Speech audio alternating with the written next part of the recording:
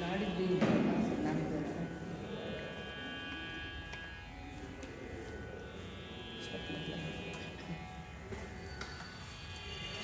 ಶ್ರೀವನಿತೆಯ ರಸನೆ ವಿಮಲ ರಾಜೀವ ಪೀಠನ ಪಿತನೆ ಜಗಕತೆ ಪಾವನನೆ ಸಲಕಾದಿ ಸಜ್ಜನ ನಿಕರದಾತಾರ ರಾವಣ ಸುರಮಗನ ಶ್ರವಣ ಸುಧಾ ವಿನೂತನ ಕಥನ ಕಾರಣ ಕಾವುದು ಆನದ ಜನವ ಗರುಗಿನ ವೀರನಾರಾಯಣ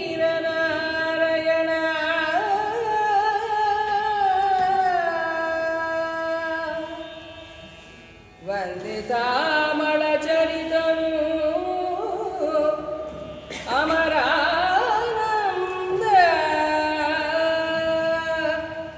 ಯದುಕುಲ ಚಕ್ರವರ್ತಿಯ ಕಂದ ಲತ ಸಂಸಾರ ಕಾನನ ಘನದವಾನಳನು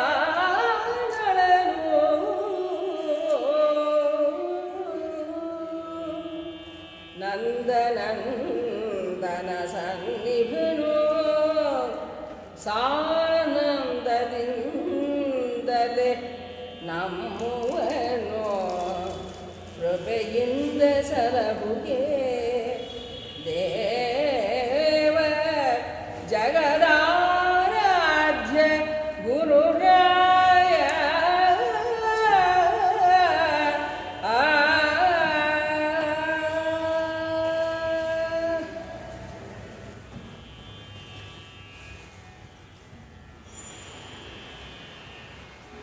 आपादमौलिपर्यन्तं गुरूणाम् आकृतिं स्मरेत् तेन विघ्नाः प्रणश्यन्ति सिद्ध्यन्ति च मनोरथाः आपदाम् अपहर्तारं दातारं सर्वसम्पदां लोकाभिरामं श्रीरामं भूयो भूयो नमाम्यहम् श्रीकृष्णाय यादवेन्द्राय ज्ञानमुद्राय योगिने नाथाय रुक्मिणीशाय नमो वेदान्तवेदिने श्रीब्रह्मरुद्रगरुडेन्द्रनतं शरण्यं सर्वाशुभप्रशमनं भुवनैकनाथं सद्रूप्यपीठपुरमध्यगम् इन्दिरेशं गोवर्धनोद्धरणदक्षमहं नतोऽस्मि कल्याणाद्भुतगात्राय कामितार्थप्रदायिने श्रीमद्वेङ्कटनाथाय श्रीनिवासाय ते ब्रह्मरुद्रेन्द्रादिवन्द्यं त्वां भजे वेङ्कटनायकं निवारयस्यानिष्टानि साधयेष्टानि माम् समचरणसरोजं सान्द्रनीलाम्बुदाभं जगननिहितपाणिं मण्डनं मण्डनानां तरुणतुलसीमाला कन्धरं कञ्जनेत्रं सदयधवलहासं विठ्ठलं चिन्तयामि प्रथमो हनुमन्नाम द्वितीयो भीम एव च पूर्णप्रज्ञतृतीयस्तु भगवत्कार्यसाधकाय पूज्याय राघवेन्द्राय सत्यधर्मरताय च भजतां कल्पवृक्षाय नमतां कामधेनवे नारायणं नमस्कृत्य नरं चैव नरोत्तमं देवीं सरस्वतीं व्यासं ततो जयमुदीरये ನಾರಿಯರು ಮರುಗಿದರು ಅಕಟ ಮುದಿಹಾರು ಬನತನಿಬೇಂತೆ ನಮ್ಮಯ ಬೇರು ಗೊಲೆಯಾಗಿದ್ದುದೇ ಹಾಯನುತ ಬಿಸುಸುಯಿದು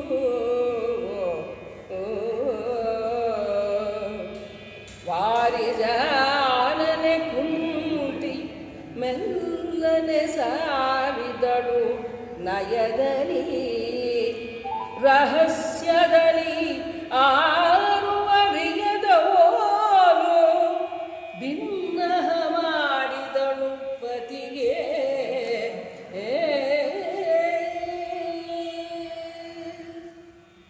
ಪಾಂಡು ಮಹಾರಾಜನೇನು ಅಧ್ಯಾತ್ಮ ಚಿಂತನೆಯಲ್ಲಿ ತನ್ನ ವೈಯಕ್ತಿಕ ದುಃಖವನ್ನು ಮರೆಯಲಿಕ್ಕೆ ಸಾಕಷ್ಟು ಪ್ರಯತ್ನ ಮಾಡ್ತಾ ಇದ್ದಾನೆ. ಅವನ್ನೇನೋ ಹಾಗಾಯಿತು. ಆದರೆ ನಾರಿಯರು ಮರುಗಿದರು. ಪಾಪ ತರುಣಿಯರಾದ ಚಿಕ್ಕ ಪ್ರಾಯದ ಆ ಹೆಣ್ಣು ಮಕ್ಕಳಿಬ್ಬರೂ ಕೂಡ ಈ ತಪಸ್ಸಿನಲ್ಲಿ ನಿರತನಾದಂತಹ ಪತಿಯನ್ನು ಸೇವೆ ಮಾಡುವುದರಲ್ಲೇ ತಮ್ಮ ಜೀವನವನ್ನು ಸವೆಸಬೇಕಾಗಿದೆ. ಬೇರೆ ಮಾರ್ಗವೇ ಇಲ್ಲ. ಇನ್ನು ಚಿಕ್ಕ ಪ್ರಾಯದವರು ಜೀವನದಲ್ಲಿ ಅನೇಕ ಆಸೆಗಳನ್ನು ಜೀವನಿಟ್ಕೊಂಡಿರ್ತಾರೆ. ತಮ್ಮ ಭವಿಷ್ಯ ಆಗಿರಬೇಕು, ಹೀಗಿರಬೇಕು. ಪಾಂಡು ಮಹಾರಾಜನಂತಹ ಮಹಾನುಭಾವನನ್ನು ಮದುವೆ ಮಾಡಿಕೊಂಡಂತಹ ಕುಂತಿ ಮಾದ್ರಿಯರ ಆಶೋತ್ತರಗಳು ಎಷ್ಟಿದ್ವೋ ಏನೋ. ಮಹಾರಾಣಿಯರವರು ಅವರ ಭವಿತವ್ಯದ ಆಲೋಚನೆಗಳು ಏನೇನಿದ್ದುವೋ ಪಾಪ. ಆದರೆ ದೈವ ಬೇರೊಂದು ದಾರಿಯಲ್ಲಿ ಅವರನ್ನು ನಡೆಸ್ತಾ ಇದೆ. ನಾರಿಯರು ಮರುಗಿದರು, ಬಹಳ ವ್ಯಥೆ ಪಡ್ತಾರೆ ಇಬ್ಬರು ಹೆಣ್ಣು ಮಕ್ಕಳು ಕೂಡ. ಅಂದುಕೊಂಡ್ರಂತೆ, ಅಕಟ ಮುದಿಹಾರುವನ ತನಿಬೇಂತೆ ನಮ್ಮಯ ಬೇರುಗೊಲೆಯಾಗಿರುತ್ತದೆ ಹಾಯ. ಆ ಮುದಿ ಬ್ರಾಹ್ಮಣ ತಪಸ್ವಿ ಅವನನ್ನು ಬೇಟೆಯಾಡಿ ಆ ಬೇಟೆಯ ಪರಿಣಾಮ ನಮ್ಮ ಬೇರುಗೊಲೆಯಾದುದು. ನಮ್ಮ ಬೇರನ್ನೇ ಕತ್ತರಿಸಿ ಬಿಡ್ತಾ ಇದೆಯಲ್ಲ, ನಮ್ಮ ವಂಶ ವೃಕ್ಷವೇ ಮುಂದುವರಿಯದಂತೆ ಕಳೆದು ಹಾಕ್ತಾ ಇದೆಯಲ್ಲ. ಹೀಗಾಯ್ತಲ್ಲ ಪರಿಸ್ಥಿತಿ. ನಮ್ಮಂತಹ ಇಬ್ಬರು ಪತ್ನಿಯರಿದ್ದು ಕೂಡ ಪಾಂಡು ಮಹಾರಾಜನ ವಂಶ ಬೆಳೆಯದೇ ಹೋಗ್ತಾ ಇದೆಯಲ್ಲ. ಬೇರುಗೊಲೆಯಾಯಿತು, ಬೇರಿನ ಕೊಲೆ ಆಗಿಬಿಡ್ತಲ್ಲ ಅಂತ ಹೇಳಿ ಬಹಳ ವ್ಯಥೆ ಪಡ್ತಾರೆ. ಆಗ ಒಂದಾನೊಂದು ದಿನ ಕುಂತಿ ಮೆಲ್ಲನೆ ಸಾರಿದಳು ನಯದೆ. ಏನೋ ಸ್ವಲ್ಪ ವಿಶ್ರಾಂತಿಯಲ್ಲಿದ್ದ ಪಾಂಡು ಮಹಾರಾಜ ಯೋಗಾಭ್ಯಾಸದಿಂದ ತಪಸ್ಸಿನಿಂದ ಸ್ವಲ್ಪ ವಿಶ್ರಾಂತಿಯನ್ನು ಪಡೆಯಲಿಕ್ಕೆ ಕೂತಿದ್ದಾನೆ. ಆಗ ಸಮಯ ನೋಡಿ ಕುಂತಿದೇವಿ ಮೆಲ್ಲನೆ ಹತ್ತಿರ ಬಂದಂತೆ ನಯದಲ್ಲಿ ರಹಸ್ಯದಲ್ಲಿ ಆರೋರಿಯದ ಓಲು ಭಿನ್ನಹ ಮಾಡಿದಳು.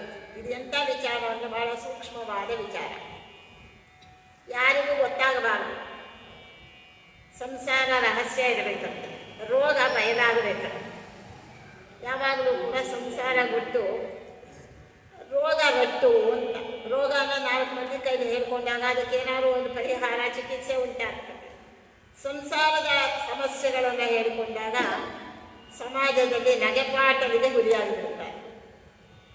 ಹಾಗಾಗಿ ಆರು ಅರಿಯದ ಓರು, ಯಾರಿಗೂ ಗೊತ್ತಾಗದಂತೆ, ಮಾದ್ರಿದೇವಿಗೂ ಗೊತ್ತಾಗದಂತೆ ಭಿನ್ನಹ ಮಾಡಿದಳು ಪತಿ. ತನ್ನ ಪತಿಯ ಸಮೀಪದಲ್ಲಿ ಬಂದು ಕೂತ್ಕೊಂಡು ಮೆಲ್ಲಗೆ ತನ್ನ ಮನಸ್ಸಿನ ಉದ್ವೇಗವನ್ನು ಹೇಳಿಕೊಳ್ತಾಳೆ. ಭರತ ವಂಶಕ್ಕೆ ಪುತ್ರ ಶತವಧರಿಸುವುದು ಗಾಂಧಾರಿ ದೇವಿಗೆ. ಪರಮುನೀಶ್ವರನಿತ್ತವರವನು ನಿಮ್ಮಡಿಗಳಲ್ಲಿಯೇ ದುರುಳ ಮುನಿಪನ ಶಾಪವೇ ಸ್ತ್ರೀ ಪುರುಷ ಸಂಘ ವಿರೋಧ ನಮಗಿನ್ನರಸ ಅರಸ ನಾ ಪುತ್ರಸ್ಯ ಗತಿಯಂದಿರದೆ ಶ್ರುತಿ ವಚನ.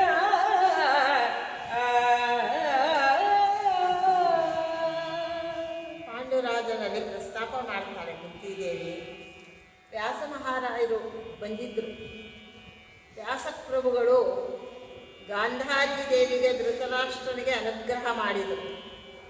100 ಮಕ್ಕಳಾಗ್ತಾರೆ. ಗಾಂಧಾರಿ ದೇವಿಗೆ ಬಹಳ ಆಸೆ 100 ಮಕ್ಕಳ ತಾಯಾಗಬೇಕು ಅಂತ. ಆ ಕಾಲಕ್ಕೆ ಹೆಚ್ಚು ಮಕ್ಕಳನ್ನು ಪಡೆದವರು ಹೆಚ್ಚು ಪುಣ್ಯವಂತರು ಅಂತ.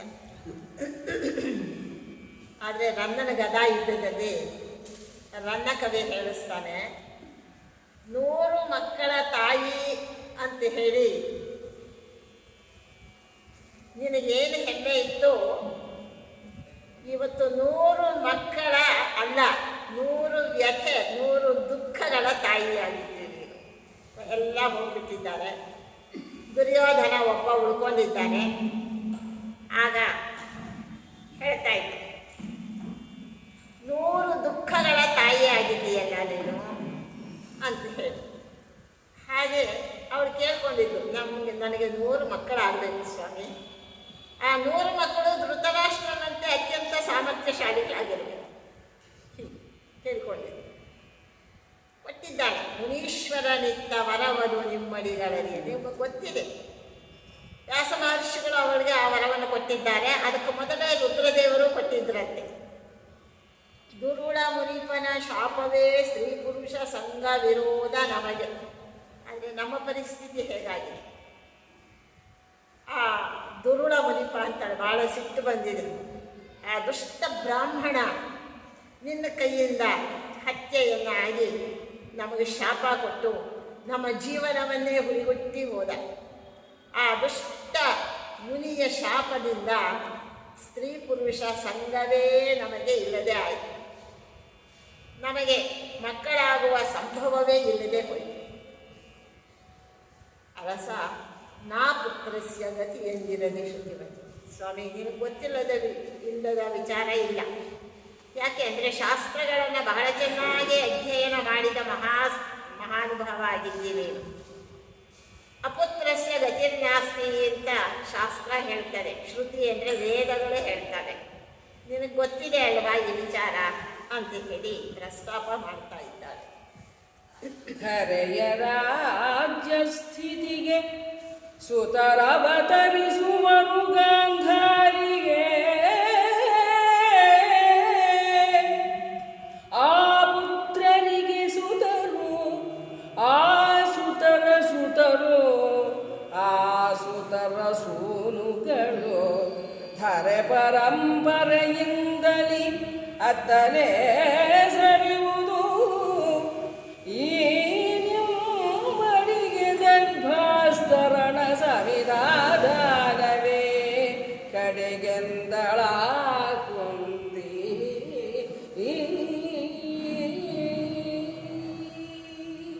ಗಾಂಧಾರಿಗೆ ಹೊಟ್ಟೆ ಕಿಚ್ಚು ಅಂತ ನಾವು ಅಂದ್ಕೊಳ್ತೇವೆ. ಆದರೆ ಕುಂತಿದೇವಿಗೂ ಸ್ವಲ್ಪ ಮಾತ್ಸರ್ಯ ಇದೆ ಪಾಪ. ಯಾಕೆ ಅಂದರೆ ಅದು ಸ್ತ್ರೀ ಸಹಜವಾದ ಗುಣ. ಭರತ ವಂಶಕ್ಕೆ ಪುತ್ರರು ಅವತರಿಸುವುದು ಗಾಂಧಾರಿ ದೇವಿಗೆ. ಋಷಿಗಳು ವರ ಕೊಟ್ಟ ಮೇಲೆ ಅವರಿಗೆ ಯಾವ ಅಭ್ಯಂತರವೂ ಇಲ್ಲದಂತೆ ಅವರು ಮಕ್ಕಳನ್ನು ಪಡೆಯುತ್ತಾರೆ. 100 ಮಕ್ಕಳು, ಒಂದಲ್ಲ ಎರಡಲ್ಲ, 100 ಮಕ್ಕಳನ್ನು ಗಾಂಧಾರಿ ದೇವಿ ಪಡೆಯುತ್ತಾಳೆ. ಆದರೆ ಧರೆಯ ರಾಜ್ಯ ಸ್ಥಿತಿಗೆ ಸುತರು ಅವತರಿಸುವರು ಗಾಂಧಾರಿಗೆ ಮಕ್ಕಳಾಗ್ತಾರೆ. ನಮಗೆ ಆ ಮಕ್ಕಳ ಯೋಗವೇ ಇಲ್ಲ. ಅದರಿಂದ ಏನಾಗ್ತದೆ, ಆ ಗಾಂಧಾರಿಯ ಮಕ್ಕಳೇ ನಾಳೆ ರಾಜ್ಯಕ್ಕೆ ಉತ್ತರಾಧಿಕಾರಿಗಳಾಗ್ತಾರೆ. ಅವರ ಮಕ್ಕಳು ಅವರ ಪರಂಪರೆ ಬೆಳೆದು ಹೋಗ್ತಾರೆ. ಧರೆ ಪರಂಪರೆಯಿಂದ ಅತ್ತಲೇ ಸರಿಯುವುದು. ಈ ರಾಜ್ಯ ಸಿಂಹಾಸನ, ರಾಜ್ಯಭಾರ, ಹಸ್ತಿನಾವತಿಯ ವಿಶಾಲವಾದ ಸಾಮ್ರಾಜ್ಯ ಎಲ್ಲ ಧೃತರಾಷ್ಟ್ರನ ವಂಶ ಅಂದರೆ ಅವನ ಪರಂಪರೆಗೆ ಹೋಗಿಬಿಡ್ತದೆ. ನಿಮ್ಮಡಿಗೆ ದರ್ಭಾಸ್ತರಣ ಸನಿಧಾನವೇ ಕಳೆಗೆದ್ದಳ. ನಿನಗೇನು ಪ್ರಾಪ್ತಿ ಅಂದರೆ ದರ್ಬೆ ಹಾಕಿಕೊಂಡು ದರ್ಭಾಸನದಲ್ಲಿ ಕೂತು ತಪಸ್ಸು ಮಾಡಿ ಸನಿತ್ತುಗಳನ್ನು ಇಟ್ಟುಕೊಂಡು ಹೋಮ ಮಾಡ್ತಾ ತಪಸ್ವಿ ಜೀವನ ಮಾಡೋದೇ ನಿನ್ನ ಹಣೆ ಬರಹ ಆಯಿತು. ಅಷ್ಟೇ ನಿನಗೆ ಪ್ರಾಪ್ತಿ, ಕಡೆಗೆಂದಾಳ ಕುಂತಿ ಅಷ್ಟೇ ಅಂತ ಹೇಳಿ ತಾನು ವಿಷಯವನ್ನು ಪ್ರಸ್ತಾಪ ಮಾಡ್ತಾ ಇದ್ದಾಳೆ ಕುಂತಿ. ಇಲ್ಲ ಅನ್ನಿಸ್ತದೆ, ಗಾಂಧಾರಿ ದೇವಿಗೆ ಮಕ್ಕಳಾಗುತ್ತದೆ ಅನ್ನುವ ಆ ಒಂದು ದುಃಖ ತನಗಿಲ್ಲದಂಥ ಭಾಗ್ಯ ಅವಳಿಗೆ. ಪಾಂಡುರಾಜನೇನೋ ರಾಜ ಅಂತ ಅನ್ನಿಸಿಕೊಂಡ, ಚಕ್ರವರ್ತಿಯಾದ, ಆದರೆ ದೌರ್ಭಾಗ್ಯವನ್ನು ಅಲ್ಲಿಂದ ತಳ್ಳಿತು. ಇಲ್ಲಿ ಕುರುಡನಾದರೂ ಕೂಡ ಧೃತರಾಷ್ಟ್ರನ ವಂಶ ಮುಂದೆ ಬರೀತದೆ. ಅವನ ರಾಜ್ಯ, ಅವನ ಮಕ್ಕಳೆಲ್ಲ ಬೆಳೆದು ಹೋಗ್ತಾರೆ, ನಮ್ಮದು ಅಸ್ತಿತ್ವವೇ ಹೋಗಿಬಿಡುತ್ತದೆ. ಈ ಒಂದು ಭಾವ ಅವಳಲ್ಲಿ ಇತ್ತು ಅನ್ನೋದು ಅದು ಕ್ಷತ್ರಿಯ ಸಹಜವಾದ ಗುಣ, ಸ್ತ್ರೀ ಸಹಜವಾದ ಗುಣ. ಅದನ್ನು ಕುಂತಿ ಇಲ್ಲಿ ತಾನು ವ್ಯಕ್ತ ಮಾಡ್ತಾರೆ. ವನಜಮುಖಿಗೆ ಪುತ್ರ ಮುಖ ದರ್ಶನವು ಸುಲಭವೇ ಪುಣ್ಯಹೀನರಿಗೆ ಎನಿತು ಹಲುಬಿದರೇನು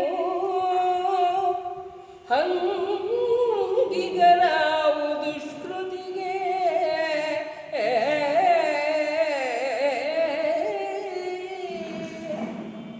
ಮುನಿಯ ಬೇಡದ ಬೇಡುವೆಯ ಮಾತಿನ ಹವಣನೇ ಬಲ್ಲೆ ಹೇಳಿನ್ನೆನಗೆ ಕರ್ತವ್ಯವನು ಮಾನಿನಿ ಹೇಳಿನು ಎನಗೆ ಕರ್ತವ್ಯವನು ಭೀತಿ ಬೇಡ ಎಂದ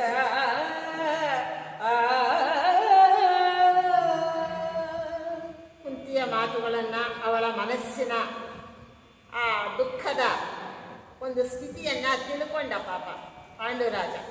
ಹೇಳ್ತಾನೆ, ಕುಂತಿ, ಪುತ್ರ ಮುಖ ದರ್ಶನವು ಸುಲಭವೇ ಪುಣ್ಯ ಹೀನರಿ. ಮಕ್ಕಳಾಗೋದು ಅಂದರೆ ನಾವೇನು ಅಂದ್ಕೊಂಡ್ಬಿಟ್ಟಿದ್ದೇವೆ, ಅದೆಲ್ಲ ಆಟೋಮೆಟಿಕ್ಕಾಗಿ ಆಗ್ತದೆ, ಮದುವೆ ಆದಮೇಲೆ ಮಕ್ಕಳು ಆಗ್ಬಿಡ್ತದೆ ಅಂತ ಅಂದ್ಕೊಂಡಿದ್ದೇವೆ. ತಪ್ಪು. ಭಗವಂತನ ಅನುಗ್ರಹ ಆದರೆ ಮಾತ್ರ ಮಕ್ಕಳಾಗ್ತದೆ. ಇವತ್ತು ವಿಜ್ಞಾನ ಇದೆಯಲ್ಲ, ಬೇಕಾದ ಸೌಲಭ್ಯಗಳಿದೆಯಲ್ಲ, ಮಕ್ಕಳಾಗ್ತವೆ ಅಂತಂದರೆ ಅದಕ್ಕೂ ಕೂಡ ಮೀರಿದಂತಹ ಸ್ಥಿತಿ ಭಗವಂತನ ಸಂಕಲ್ಪ ಅನ್ನೋದು.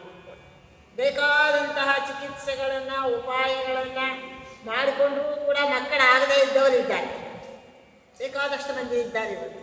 ಇದಕ್ಕೆಲ್ಲ ಏನು ಕಾರಣ ಅಂದರೆ ಅವರಿಗೆ ಆ ಪ್ರಾಪ್ತಿ ಇಲ್ಲದೇ ಇರೋದೇ ಕಾರಣ. ಗೋಪಾಲದಾಸರು ಉಂಟು, ನಮ್ಮ ಹರಿದಾಸ ಪರಂಪರೆಯಲ್ಲಿ ಮಹಾನುಭಾವರು, ವಿಜಯರಾಯರ ಶಿಷ್ಯರವರು, ಸಾಕ್ಷಾತ್ ಗಣಪತಿಯ ಅವತಾರ ಅಂತ ಹೇಳ್ತಾರೆ ಅವರು. ಅವರು ಏನಾದರೂ ಫಲವನ್ನು ಅಭಿಮಂತ್ರಣ ಮಾಡಿಕೊಟ್ರೆ ಮಕ್ಕಳಾಗೋದು. ಅವರು ಗಾಯತ್ರಿ ಮಂತ್ರವನ್ನು ಸಿದ್ಧಿ ಮಾಡಿಕೊಂಡಿದ್ರು. ಬೇಕಾದಷ್ಟು ಮಂದಿಗೆ ಅದರ ಪ್ರಾಪ್ತಿಯೂ ಆಗಿತ್ತು. ಆ ಊರಿನಲ್ಲಿ ಒಬ್ಬ ಶ್ರೀಮಂತ ಇದ್ದ, ಮಹಾಲೋಭಿ. ಅವನು ಬಂದು ದಿನ ಪ್ರಾಣ ತೆಗೀತಾನೆ ಗೋಪಾಲದಾಸರು. ನನಗೆ ಮಕ್ಕಳಿಲ್ಲ, ಬೇಕಾದ ಐಶ್ವರ್ಯ ಇದೆ, ಯಾರಿಗೆ ಬಿಟ್ಟು ಹೋಗಲಿ ಐಶ್ವರ್ಯವನ್ನು. ಈ ಐಶ್ವರ್ಯ ಅನ್ನೋ ಪಿಶಾಚಿ ಹಿಡಿದು ಬಿಡ್ತಾರೆ ಕೆಲವರು, ಬಿಟ್ಟು ಹೋಗೋದು ಕಷ್ಟ. ಅದನ್ನು ಸದುಪಯೋಗ ಮಾಡಲಿಕ್ಕೆ ಔದಾರ್ಯ ಇರೋದಿಲ್ಲ. ಏನು ಮಾಡಲಿ ಸ್ವಾಮಿ, ನನಗೆ ಮಕ್ಕಳಾಗಬೇಕು, ಏನಾದರೂ ಮಾಡಿ ಮಾಡಿದ್ರು ಗೋಪಾಲದಾಸರು. ಇವನ ಹಣೆಯಲ್ಲಿ ಮಕ್ಕಳಾಗೋ ಯೋಗ ಇಲ್ಲ, ಸುಮ್ಮನೆ ಇದ್ದರು ಪಾಪ. ದಿನ ಬರ್ತಾನೆ ಪ್ರಾಣ ತೆಗಿತಾನೆ, ದಿನ ಬರ್ತಾನೆ ಕೇಳ್ತಾನೆ, ಬೀಳಿಸ್ತಾನೆ. ಒಂದು ದಿವಸ ತುಂಬ ದಿನ ಆಯಿತು. ಒಂದು ದಿನ ಏನೋ ಹೋಗಲಿ, ಒಂದು ಮಂತ್ರ ಮಾಡಿ ಕೊಡೋಣ, ಅವನಿಗೆ ಯೋಗ ಇದ್ದರೆ, ಪ್ರಾಪ್ತಿ ಇದ್ದರೆ ಉಳಿವಿ, ಇಲ್ಲದೆ ಹೋದರೆ ಹೋಗಲಿ ಅಂತ ಹೇಳಿ ಒಂದು ಹಣ್ಣನ್ನು ಅಭಿಮಂತ್ರಣ ಮಾಡಿ ಇಟ್ಕೊಂಡ್ರು. ಬರಲಿಲ್ಲ ಅವನವತ್ತು. ಊರು ಬಿಟ್ಟೆಲ್ಲ ಏನೋ ಕೆಲಸಕ್ಕೂ ಹೋಗಿದ್ದಾನೆ. ಅವರ ಮನೆಯಲ್ಲಿ ಒಬ್ಬ, ಅವರು ಬ್ರಾಹ್ಮಣರು, ಒಳ್ಳೆಯ ಆಚಾರವಂತರು. ಅವರ ಮನೆಯಲ್ಲಿ ವೀರಶೈವ ಹೆಣ್ಣು ಮಗಳು ಒಬ್ಬಳು ಕೆಲಸಕ್ಕಿದ್ದಾಳೆ. ಅವಳದೊಂದು ಕಥೆ ಇರಲಿ ಪಾಪ. ಅವಳು ಪತಿಯನ್ನು ಕಳ್ಕೊಂಡಿದ್ಲು. ಭಾವಂದರು ಮೈದಂದರು ಅವಳಿಗೆ ಆಸ್ತಿಯನ್ನು ಕೊಡದೆ ಮನೆಯಿಂದ ಓಡಿಸಿಬಿಟ್ಟಿದ್ರು. ಅವಳಿಗೆಲ್ಲೂ ಜಾಗ ಇರಲಿಲ್ಲ. ಅಂಥವಳನ್ನು ತಂದು, ಅವಳಿಗೊಂದು ಮಗು ಬೇರೆ ಆಗಿತ್ತು ಪಾಪ. ಆ ಮಗುಗೆ ಅತ್ಯಂತವಾದ ರೋಗ ಅದೇ. ಅದನ್ನು ಕಟ್ಟಿಕೊಂಡು ಎಲ್ಲೆಲ್ಲೋ ಪಾಪ ಜೀವನ ಮಾಡ್ತಾಳೆ. ನಡೀಲಿಲ್ಲ ಅವಳಿಗೆ, ತವರು ಮನೆ ಕಡೆಯಿಂದಲೂ ಅವಳಿಗೆ ಆಶ್ರಯ ಸಿಕ್ಕಲಿಲ್ಲ. ಹಾಗಾಗಿ ಇದರಲ್ಲಿ ಕೆರೆಯಲ್ಲಿ, ನದಿಯಲ್ಲಿ ಬಿದ್ದು ಪ್ರಾಣ ಬಿಡೋಣ ಅಂತ ಬಂದಿದ್ದು. ಗೋಪಾಲದಾಸರು ಸ್ನಾನಕ್ಕೆ ಹೋದಾಗ ನೋಡಿ, ತಂಗಿ ಬಾಮ್ಮ ಅಂತ ಕರ್ಕೊಂಡು ಬಂದರು. ಆ ಮಗುವನ್ನು ಇದು ಮಾಡಿ ಸಾಕಿದ್ರು ಪಾಪ. ಅವಳು ಅಲ್ಲೇ ಇದ್ದರು. ಅವಳಿಗೆ ಇನ್ನೂ ಮಗು ಆಗಿರಲಿಲ್ಲ. ಅದೇನಾಯಿತು, ಅವಳಿಗೆ ಅನಾಥಳಾಗಿದ್ದಂಥ ಅವಳನ್ನು ಕರ್ಕೊಂಡು ಬಂದು ಹೆಂಡತಿಗೆ ಒಪ್ಪಿಸಿದ್ರು. ಇವಳನ್ನು ನಿನ್ನ ಮಗಳು ಅಂತ ಸಾಕು, ಮನೆಗೆ ಆಶ್ರಯ ಕೊಡು, ಅವಳು ಊಟ ಹಾಕು, ನಿನಗೂ ಸಹಾಯ ಮಾಡ್ತಾಳೆ. ಪಾಪ ಅವಳು ಅದೇ ರೀತಿ ವೀರಶೈವ ಧರ್ಮವನ್ನು ಬಿಡಲಿಲ್ಲ. ಅವಳ ಮತದ ಪದ್ಧತಿ, ನೀತಿಗಳನ್ನು ಬಿಡದೆ ಗೋಪಾಲದಾಸರ ಮನೆಯಲ್ಲಿ ಆಶ್ರಯ ಪಡ್ಕೊಂಡು ಹಾಗೆ ಇದ್ದವಳು. ಅವಳೇನಾಯಿತು, ಕೊನೆಗೆ ಅವಳನ್ನು ಕರೆದು ಹೇಳಿದರು, ಇವತ್ತು ಇವನು ಬರಲಿಲ್ಲ ಆ ವ್ಯಾಪಾರಿ, ನೀನು ಈ ಹಣ್ಣನ್ನು ತಗೊಂಡು ಹೋಗಿ ಅವನ ಮನೆಗೆ ಕೊಟ್ಟು ಬಿಡೋಣ ಅಂತ ಹೇಳಿ ಅವಳ ಕೈಗೆ ಕೊಟ್ಟರು. ಅವಳು ಆ ಹಣ್ಣನ್ನು ತಗೊಂಡು ಹೋದ್ಲು. ಅವನು ಊರಲ್ಲಿಲ್ಲ, ಮನೆ ಬೀಗ ಹಾಕಿದೆ, ಊರು ಬಿಟ್ಟು ಏನೋ ಕೆಲಸಾರ್ಥವಾಗಿ ಹೋಗಿದ್ದಾನೆ. ಅವನಿಗೆ ಹೇಳಿದ್ರು, ನೋಡಿ ಈ ಹಣ್ಣನ್ನು ಜೋಪಾನವಾಗಿ ಕೊಡು ಅವನಿಗೆ, ಈ ಹಣ್ಣನ್ನು ತಿಂದರೆ ಅವನಿಗೆ ಮಕ್ಕಳಾಗ್ತದೆ, ಮಗು ಅಂತ ಒದ್ದಾಡ್ತಾನೆ, ಮಕ್ಕಳಾಗ್ತದೆ ಅಂತ ಹೇಳಿದರು. ಅವಳು ನೋಡಿದ್ರು, ಇವನು ಇಲ್ಲವಲ್ಲ, ಏನು ಮಾಡಿ ಹಣ್ಣನ್ನು ವಾಪಸ್ ತಗೊಂಡು ಬರ್ತಾ ದೈವ ಚಿತ್ತ ಅವಳ ಮನಸ್ಸಿಗೆ ಒಂದು ವಿಚಾರ ಬಂತು, ಈ ಹಣ್ಣನ್ನು ತಿಂದರೆ ಮಕ್ಕಳಾಗ್ತದೆ ಅಂತ ಗುರುಗಳು ಹೇಳಿದ್ದಾರೆ. ಇದೇ ಬೇರೆ ತೊಂದರೆ ಇಲ್ಲ, ನನ್ನ ಧರ್ಮಕ್ಕೆ ನನ್ನ ಪಾತಿವ್ರತ್ಯಕ್ಕೆ ಏನೂ ತೊಂದರೆ ಆಗೋದಿಲ್ಲ, ಈ ಹಣ್ಣನ್ನು ನಾನೇ ತಿಂತೇನೆ, ನನಗೆ ಮಕ್ಕಳಾಗುತ್ತೆ, ನನಗೂ ವೃದ್ಧಾಪ್ಯದಲ್ಲಿ ಒಂದು ಮಗು ಅಂತ ಆಗ್ತದೆ ಅಂತ ಹೇಳಿ ಆ ಹಣ್ಣನ್ನು ತಾನೇ ತಿಂದುಬಿಟ್ರು. ಬಂದು ಹೇಳಿದ್ರು, ಗುರುಗಳೇ ಅವನು ಇರಲಿಲ್ಲ, ಬೀಗ ಹಾಕಿತ್ತು, ಎಷ್ಟು ದಿನಕ್ಕೆ ಬರ್ತಾನೋ ಯಾರು ಹೇಳೋರು ಇರಲಿಲ್ಲ, ಅದರಿಂದ ಆ ಹಣ್ಣನ್ನು ನಾನೇ ತಿಂದೆ. ಭಗವಂತ ಚಿತ್ತ ಹರಿಚಿತ್ತ ಸತ್ಯ, ನರಚಿತ್ತಕ್ಕೆ ಬಂದದ್ದು ಲವಲೇಶ ನಡೆಯಲು. ಗರ್ಭಿಣಿ ಆದವಳು, ಜನ ಸುಮ್ಮನೆ ಇರ್ತಾರೆ. ಒಬ್ಬ ವಿಧವೆ ತರುಣಿ ಗೋಪಾಲದಾಸರ ಮನೆಯಲ್ಲಿ ಆಶ್ರಯ ಮಾಡಿಕೊಂಡಿದ್ದಾಳೆ. ಅವಳಿಗೆ ಯಾರು ಕೇಳೋರು ಇಲ್ಲ, ಗರ್ಭಿಣಿ ಆಗಿದ್ದಾಳೆ. ಜನ ಸುಮ್ಮನೆ ಇರ್ತಾರೆ, ಬೇಕಾದಂಥ ಮಾತುಗಳೆಲ್ಲ ಆಡಿದ್ರು, ಚಿಂತೆ ಇಲ್ಲ. ಅವಳು ಅದನ್ನು ಲಕ್ಷ್ಯ ಮಾಡಲಿಲ್ಲ. ಗೋಪಾಲದಾಸರು ಹೇಳುವುದು, ತಂಗಿ ನೀನು ನೆಮ್ಮದಿಯಾಗಿರು ಅಂತ ಹೇಳಿ ಪುರಾಣ ಪ್ರವಚನಗಳನ್ನೆಲ್ಲ ಅವಳಿಗೆ ಹೇಳ್ತಾ ಇದು ಮಾಡಿದ್ರು. ಒಂದು ಮಗು ಆಯಿತು, ಗಂಡು ಮಗು ಆಯಿತು. ಆ ಮಗು ಕೂಡ ಭಗವದ್ಭಕ್ತ ಆದ ಅಂತ ನಾವು ಕಥೆ ಕೇಳಿ ಇರಲಿ, ಹೀಗೆಲ್ಲ ಆಗ್ತದೆ. ದರ್ಶನವು ಪುತ್ರ ಮುಖ ದರ್ಶನವು ಸುಲಭವೇ. ಆಮೇಲೆ ಅವನು ಬಂದ, ಸ್ವಾಮಿ ನಾನು ಕೊಡಲೇ ಇಲ್ಲ ನೀನು ಅಂದ. ಅಪ್ಪ ನಿನಗೆ ಯೋಗ ಇಲ್ಲೋ, ನಾನು ಅಭಿಮಂತ್ರಣ ಮಾಡಿಕೊಟ್ಟಿದ್ದೆ, ನಿನಗದರ ಪ್ರಾಪ್ತಿ ಇಲ್ಲ ಅಂತೆಲ್ಲ ಹೇಳಿ. ಆಮೇಲೆ ಅವನ ಮಾಂತ್ರಿಕ ಬಂದ ಆ ಊರಿಗೆ, ಅವನನ್ನು ಹಿಡಿದ. ಅವನು ಈ ಗುರುಗಳಿಂದ ಏನು ಪ್ರಯೋಜನ ಇಲ್ಲ ಅಂತ ಮಾಂತ್ರಿಕನನ್ನು ಹಿಡಿದ.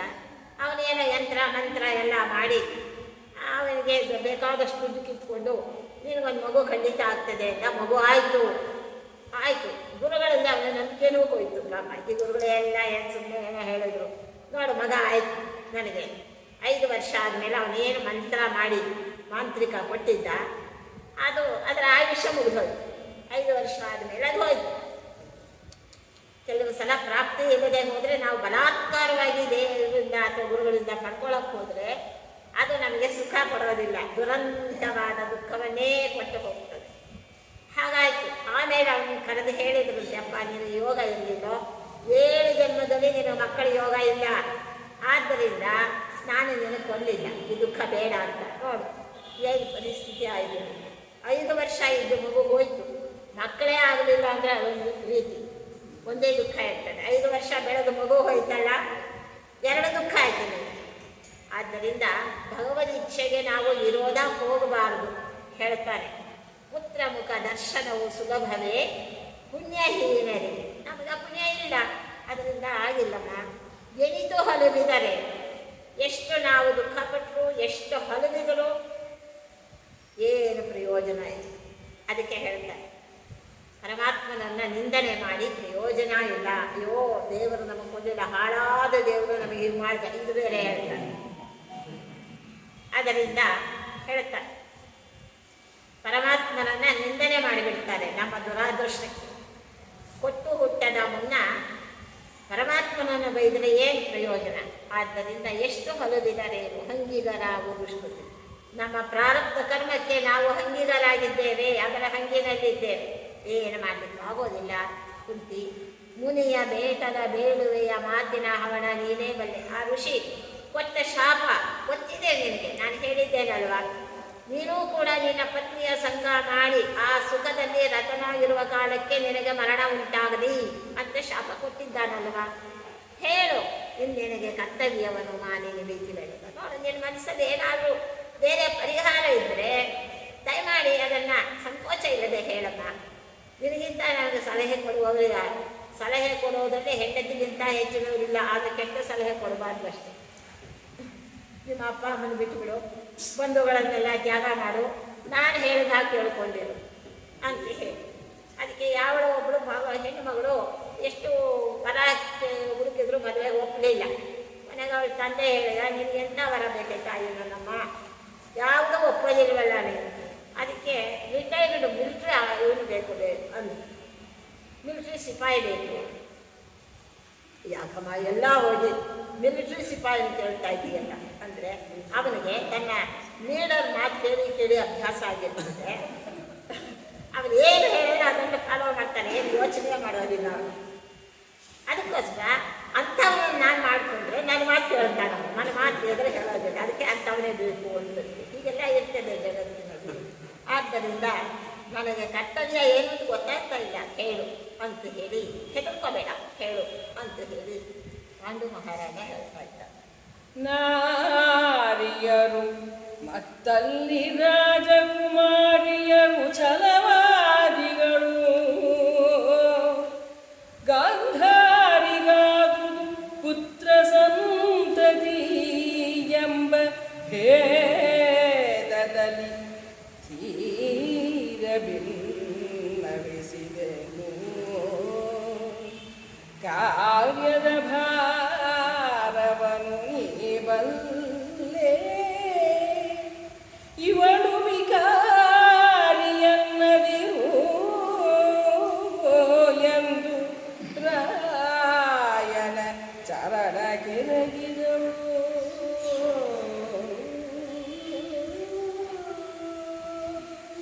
ಹಿಂದಿನ ಕಾಲದಲ್ಲಿ ಹೆಣ್ಣು ಮಕ್ಕಳು ಕೇವಲ ಅಡುಗೆ ಮನೆಯಲ್ಲಿ ಬಿದ್ದಿರ್ತಾರೆ, 4 ಗೋಡೆಗಳ ಮಧ್ಯೆ ಇರೋ ನಿನಗೇನು ಕೆಲಸ ಅಂತ ಪುರುಷರು ಹಿಂದಕ್ಕೆ ಹಾಕ್ತಿದ್ರು ಅನ್ನೋದು ಸುಳ್ಳು ಮಾತು. ಕುಂತಿದೇವಿ ಶಾಸ್ತ್ರವನ್ನು ಬಹಳ ಚೆನ್ನಾಗಿ ಬಲ್ಲವಳು. ಹಿಂದಿನ ಹೆಣ್ಣು ಮಕ್ಕಳು ಕೂಡ ಅನೇಕ ಶಾಸ್ತ್ರಗಳ ಆ ಒಂದು ಪರಿಚಯ ಉಳ್ಳವರಾಗಿದ್ದರು. ಅವರಿಗೆ ಪರಂಪರೆಯ ಜ್ಞಾನ ಇರೋದು, ತಮ್ಮ ಕುಲ ಮರ್ಯಾದೆಯ ಅರಿವಿರೋದು ಹೇಳ್ತಾಳವಳು. ಮಹಾರಾಜ ನಾರಿಯರು ಮತ್ತಲ್ಲಿ ರಾಜಕುಮಾರಿಯರು, ಹೆಣ್ಣು ಮಕ್ಕಳೇ ಛಲವಾದಿಗಳು, ಭಾಳ ಸಿಟ್ಟು ಕ್ರೋಧ ಹಠ ಅವರಿಗೆ. ಅದರಲ್ಲೂ ರಾಜಕುಮಾರಿಯರು ಇದ್ದಾರಲ್ಲ, ಕ್ಷತ್ರಿಯ ಕುಮಾರಿಯರು ಹೇಳಬೇಕಾದ್ರೆ ಅತ್ಯಂತ ಛಲವಾದಿಗಳಾಗಿರ್ತಾರೆ. ಗಾಂಧಾರಿಗೆ ಮಕ್ಕಳಾಗ್ತಾ ಇದೆ, ನನಗಾಗಲಿಲ್ಲ ಅನ್ನುವಂಥ ಮನೋಭಾವದಿಂದ ನಾನು ನಿನ್ನಲ್ಲಿ ಹೇಳಿದ್ದು ನಿಜ, ನನ್ನ ಮನಸ್ಸಿನ ವ್ಯಥೆಯನ್ನು ದುಃಖವನ್ನು ಹೇಳಿಕೊಂಡದ್ದು ನಿಜ. ಧೀರ ಭಿನ್ನವಿಸಿದನು, ಧೀರ ಅಂತಾಳೆ. ಧೀರ ಅಂದರೆ ಪರಾಕ್ರಮಿ ಅಂತಲ್ಲ ಅರ್ಥ. ಧೀ ಅಂದರೆ ಬುದ್ಧಿಶಕ್ತಿ. ನೀನು ಬಹಳ ಪ್ರಜ್ಞೆ ಉಳ್ಳವನು, ವಿಚಾರವಂತನಾಗಿದ್ದಿ. ಧೀಶಕ್ತಿ, ಧಿಯೋ ಯೋನ ಪ್ರಚೋದಯಾತ್ ಅಂತಾರೆ. ಅಂದರೆ ಗಾಯತ್ರಿ ದೇವಿಯನ್ನು ನನ್ನ ಬುದ್ಧಿಯನ್ನು ಪ್ರಚೋದನೆ ಮಾಡು ಅಂತ ಹೇಳ್ತಾರೆ. ಆದ್ದರಿಂದ ನೀನು ಧೀರ, ಒಳ್ಳೆ ವಿವೇಕಿಯಾಗಿದ್ದಿ, ದಾನಿ ಆಗಿದ್ದಿ. ಆದ್ದರಿಂದ ನಿನ್ನ ಮುಂದೆ ನಾನು ಹೇಳಿದೆ, ಭಿನ್ನವಿಸಿದೆ. ಕಾರ್ಯದ ಭಾರವನ್ನು ನೀವಲ್ಲ, ಏನೋ ನನ್ನ ಮನಸ್ಸಿನ ಸಮಸ್ಯೆ ನಿನ್ನ ಮುಂದೆ ಇಟ್ಟಿದ್ದೇನೆ, ಯಾರ ಮುಂದೆ ಹೇಳ್ಕೊಳ್ಳಿ ಇದನ್ನು? ನನಗೆ ನನ್ನ ಗಂಡನಿಗೆ ಸಂಪರ್ಕ ಇರೋದಿಲ್ಲ, ಮಕ್ಕಳಾಗೋದಿಲ್ಲ ಅಂತ ಯಾರ ಮುಂದೆ ಹೇಳ್ಕೊಳ್ಳಿ? ನಿನ್ನ ಮುಂದೆ ಹೇಳ್ಕೊಂಡಿದ್ದೇನೆ. ಇದಕ್ಕೇನಾದರೂ ಪರಿಹಾರವನ್ನು ನೀನು ಬಂದೆ ಇದ್ದರೆ ಹೇಳು ಅಂತ ಹೇಳಿ ವಿಕಾರಿ ಎನ್ನದೆ ನನ್ನನ್ನು ಮನೋವಿಕಾರ ಉಳ್ಳವಳು, ಮಕ್ಕಳಾಗಬೇಕು ಅನ್ನುವ ಛಲ ಬಂದುಬಿಟ್ಟಿದೆ, ಇವಳಿಗೆ ಏನು ಮಾಡ್ತಾಳೋ ಏನೋ ಅನ್ನೋ ಭಯ ಬೇಡ. ಆದ್ದರಿಂದ ನಾನು ಮನೋವಿಕಾರಿ ಅಲ್ಲ, ನನ್ನಲ್ಲಿ ಆ ಕಾಮ ಪ್ರಚೋದನೆಯ ಭಾವನೆಯೂ ಇಲ್ಲ. ನಿನ್ನ ಬಗ್ಗೆ ನಾನು ಅತ್ಯಂತ ಶುದ್ಧಳಾಗಿದ್ದೇನೆ. ಆದ್ದರಿಂದ ನನ್ನಲ್ಲಿ ಭೇದ ಎಣಿಸಬೇಡ, ಏನಾದರೂ ಪರಿಹಾರ ಇದ್ದರೆ ಹೇಳು ಅಂತ ಹೇಳಿ ರಾಯನ ಚರಣ ಕೆರಗಿದಳು. ಆ ಪಾಂಡುರಾಜನಿಗೆ ನಮಸ್ಕಾರ ಮಾಡಿ ತನ್ನ ಮನೋವ್ಯಥೆಯನ್ನು ಅವನ ಮುಂದೆ ಹೇಳ್ತಾ ಇದ್ದಾಳೆ. ಲೋಲಲೋಚನೆ ದೃಢಪತಿವ್ರತೆ ದುಃಖಿಸಬೇಡ, ಭೃಗು ಜಾಬಾಲಿ ಜಮದಜ್ಞಾದಿ ದಿವ್ಯ ಮುನೀಂದ್ರ ಗಣವಿದೆಲ ಓಲಗಿಸುವುದು ದುಷ್ಕೃತಿಗೆ ನಿಷ್ಪಾಳಯವು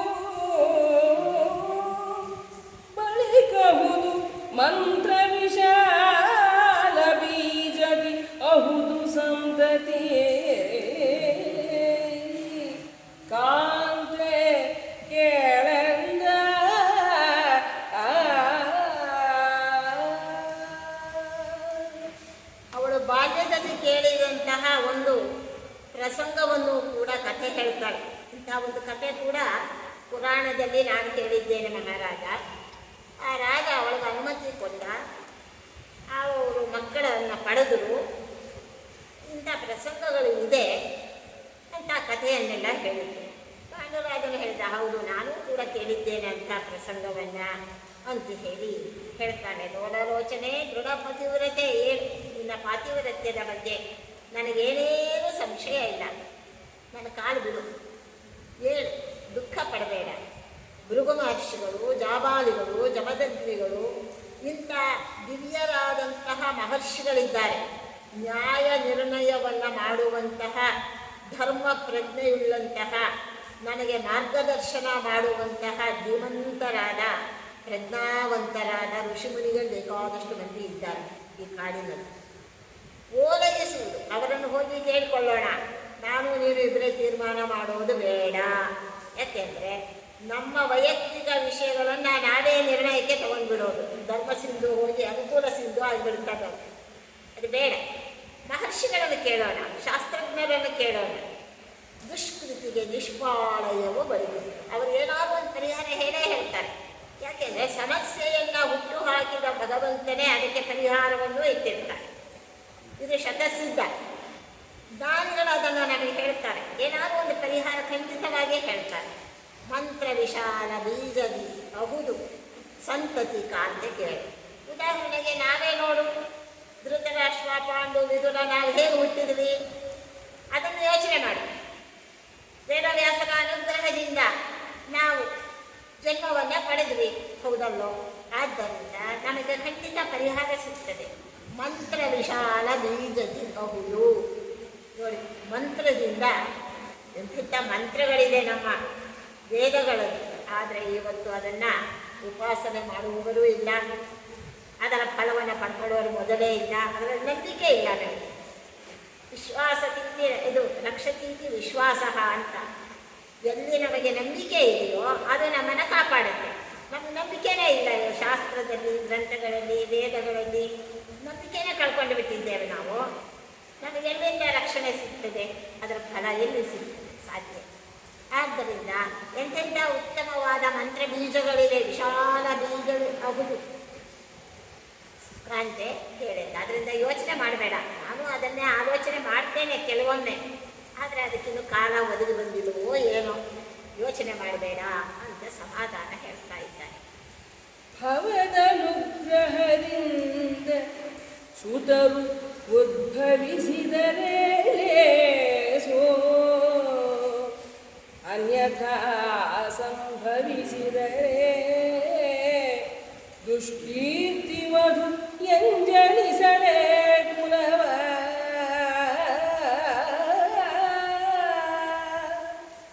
ಅವನಿಪತಿ ಕೇಳು ನಹುಷ ನಲ ಪೌರವ ಸುಹೋತ್ರಾದ್ಯರ ನಿಜಾತ್ಮೋದ್ಭವರ ಪಾರಂಪರೆಗೆ ಗತಿಯೇನೋ ಎಂದಳ ಕುಂತಿ. ಭವದನುಗ್ರಹದಿಂದ ಸುತರು ಉದ್ಭವಿಸಿದರೆ ಲೇಸು ಅಲ್ಲ. ನಿನ್ನ ಕಡೆಯಿಂದ ನಮಗೆ ಮಕ್ಕಳಾದರೆ ಯಾವ ಸಮಸ್ಯೆ ಇಲ್ಲ. ಭವದನುಗ್ರಹದಿಂದ ನೀನು ಅನುಗ್ರಹ ಮಾಡಿಬಿಟ್ರೆ ಅದಾಗಲಿಲ್ವಲ್ಲ. ಅನ್ಯತಾ ಸಂಭವಿಸಿದರೆ ದುಷ್ಕೀರ್ತಿಗಳು ಎಂಜಲಿಸದೆ. ಬೇರೆ ಮಾರ್ಗಗಳೂ ಇದೆ ಅಂತ ನೀವು ಹೇಳ್ತಾ ಇದ್ದೀವಿ. ನಿನ್ನಿಂದ ನಾವು ಮಕ್ಕಳನ್ನು ಪಡೆಯುವ ಸಂಭವ ಇಲ್ಲವೇ ಇಲ್ಲ, ಆಯ್ತು, ನಮ್ಮ ಹಣೆಯ ಬರಹ. ಆದರೆ ಬೇರೆ ಮಾರ್ಗವನ್ನು ಅನುಸರಣೆ ಮಾಡಿ ನಾವು ಮಕ್ಕಳನ್ನು ಪಡೆದರೆ ಅದರಿಂದ ನಮಗೆ ದುಷ್ಕೀರ್ತಿ ಬರ್ತದೆ. ದುಷ್ಕೀರ್ತಿ ವಧು ಎಂಜಲೀಸಲೇ ಕುಲವ. ನಮ್ಮದು ಇರಲಿ, ನಮ್ಮ ಕುಲಕ್ಕೆ ಅಪಕೀರ್ತಿ ಬರ್ತದೆ. ಕುಲದ ಆ ಒಂದು ಇದು ಬಹಳ ಇದೆ ಕುಂತಿದೇವಿಗೆ. ಯಾಕೆಂದರೆ ಅವಳು ಕುಲದಿಂದ ಕುಲಕ್ಕೆ ಬಂದವಳು. ಯದುಕುಲದಿಂದ ಕುಂತಿ ಭೋಜನ ಕುಲಕ್ಕೆ ಬಂದವಳು, ಅಲ್ಲಿಂದ ಪಾಂಡುರಾಜನ ಕುಲಕ್ಕೆ ಬಂದವಳು ವಧುವಾಗಿ. ಕುಲದ ಮರ್ಯಾದೆಯನ್ನು ಬಹಳವಾಗಿ ಆಲೋಚನೆ ಮಾಡ್ತಾಳೆ. ಆದ್ದರಿಂದ ಅಪಕೀರ್ತಿ ಅನ್ನುವಂತಹ ಇದು ನಮಗೆ ತಾಕೋದಿಲ್ವ? ಅವನಿಪನಿಗೆ ನಹುಷ ನಳ ಪೌರವ ಸುಹೋತ್ರಾದ್ಯರ ನಿಜ ಆತ್ಮೋದ್ಭವರ ಪಾರಂಪರೆಗೆ ಗತಿ ಏನೆಂದರ ಎಂಥ ವಂಶ ನಳ ಮಹಾರಾಜ, ನಹುಷ ಮಹಾರಾಜ, ಕೌರವ ಕುರು ವಂಶದಲ್ಲಿ ಹುಟ್ಟಿದಂತಹ ಕೌರವ, ಸುಹೋತ್ರ ಮುಂತಾದ ಮಹಾನುಭಾವರು ಬೆಳಗಿದಂತಹ ವಂಶ ನಮ್ಮದು. ನಿಜ ನಿಜ ಆತ್ಮೋದ್ಭವರ ಪರಂಪರೆಗೆ ಅಂಥ ಮಹಾನುಭಾವರ ಆ ಮುಂದುವರಿದ ಕುಲ ಪರಂಪರೆಗೆ ಏನು ಗತಿ ಹೀಗಾಗಿಬಿಟ್ರೆ ನಾವಿನ್ನು ಬೇರೆ ಆಲೋಚನೆ ಮಾಡೋದು ಹೇಗೆ? ಇಲ್ಲಿಂದ ಮಕ್ಕಳಾಗುವಂತಿಲ್ಲ, ನಮ್ಮ ವಂಶ ಉದ್ಧಾರ ಆಗೋ ಹಾಗಿಲ್ಲ, ಇಲ್ಲಿಗೆ ನಿಂತು ಹೋಗ್ತದಲ್ಲ, ಏನು ಮಾಡಿ? ಯಾಕೆಂದರೆ ದೇವಋಣ, ಋಷಿ ಋಣ ಮತ್ತು ಪಿತೃಋಣ ಮತ್ತು ನರಋಣ ಅಂತ 4 ಋಣಗಳಿದೆ.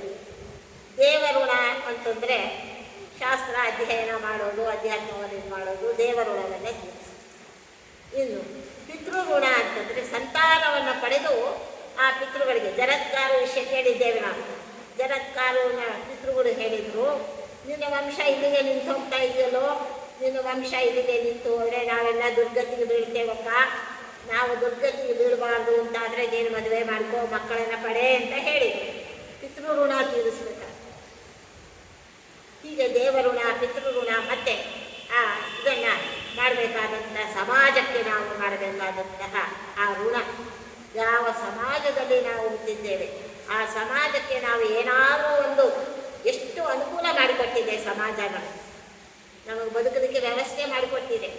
ನಮಗೆ ಕಷ್ಟ ಸುಖಗಳನ್ನು ನೋಡಲಿಕ್ಕೆ ಪರಸ್ಪರ ಇದು ಮಾಡಲಿಕ್ಕೆ ಸಮಾಜ ನಮಗೆ ಸಹಾಯ ಮಾಡಿದೆ. ನಮ್ಮ ಜೀವನ ವ್ಯವಸ್ಥಿತವಾಗಿ ಚೆನ್ನಾಗಿ ನಡೆಯಲಿಕ್ಕೆ ಸಮಾಜದಲ್ಲಿ ಚಾತುರ್ವರ್ಣಗಳು ಅಂತಾಗಿ ಎಷ್ಟೊಂದು ನಮಗೆ ಉಪಕಾರ ಮಾಡಿದೆ. ಅಂಥ ಸಮಾಜಕ್ಕೆ ನಾವು ಏನಾದರೂ ಕೊಟ್ಟು ಹೋಗಬೇಕಲ್ಲ, ಅದರ ಋಣವನ್ನು ತೀರಿಸಿಕೊಂಡು ಹೋಗಬೇಕಲ್ಲ. ಸುಮ್ಮನೆ ಏನೋ ತಿಂದ್ವಿ, ಉಂಡ್ವಿ, ಮೆರೆದ್ವಿ, ಹೋದ್ವಿ ಅಂತಂದರೆ ಏನು ಪ್ರಯೋಜನ? ಆ ಸಮಾಜಕ್ಕೆ ನಾವು ಏನಾದರೂ ಕೂಡ ಮಾಡಬೇಕು. ಶಿವರಾಮ ಕಾರಂತರು ಅಳಿದ ಮೇಲೆ ಅಂತ ಒಂದು ಕಾದಂಬರಿ ಬರೆದಿದ್ದಾರೆ. ಬಹಳ ಸುಂದರವಾದಂಥ ವಿಚಾರಶೀಲವಾದ ಕಾದಂಬರಿ. ಅಳಿದ ಮೇಲೆ ನಾವು ಹೋದ ಮೇಲೆ ನಮ್ಮ ಬಗ್ಗೆ ಸಮಾಜ, ಇತರೆ ಜನಗಳು ಏನೇನು ವಿಚಾರ ಮಾಡ್ತಾರೆ. ಹೋದ್ರು ಆಯ್ತು ಅವರೆಲ್ಲ ಹೋಗ್ತಾ ಇರ್ತಾರೆ ಬಿಡಿ ಅಂತ. ಯಾರಾದರೂ ಒಳ್ಳೆಯವರು ಹೋದ ಎಲ್ಲೋ ಹೋಗ್ಬಿಟ್ರೆ ಅವ್ರು ಇದ್ದಿದ್ರೆ ಎಷ್ಟು ಚೆನ್ನಾಗಿರ್ತಿದ್ರು ಅಂತೇಳಲ್ಲ. ಇದನ್ನೆಲ್ಲ ಹೇಳ್ತಾಳೆ ಅವರು. ಏನು ಗತಿ ನಮಗೆ ಅಂತ ಹೇಳಿ ಬುದ್ಧಿ ಹೇಳ್ತಾಳೆ. ಆಗ ಅರಸಿಗೆ ತದ್ಬೀಜ ಪಾರಂಪರೆ ಮುರಿಯೇ ತತ್ಕ್ಷೇತ್ರದಲ್ಲಿ ಮುನಿವರರ ಕಾರುಣ್ಯದಲ್ಲಿ ಪುತ್ರೋದ್ಭವವು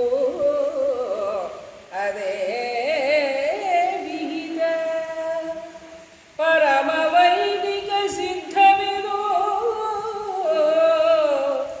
ಸರಸಿರುಗಮುಖಿ ನಿಕ್ಷಂಕೆಯಲಿ ನೀಧರಿಸು ಮುನಿ ಮಂತ್ರೋಪದೇಶವನು ಇದುವೇ ನಿರ್ದೋಷ.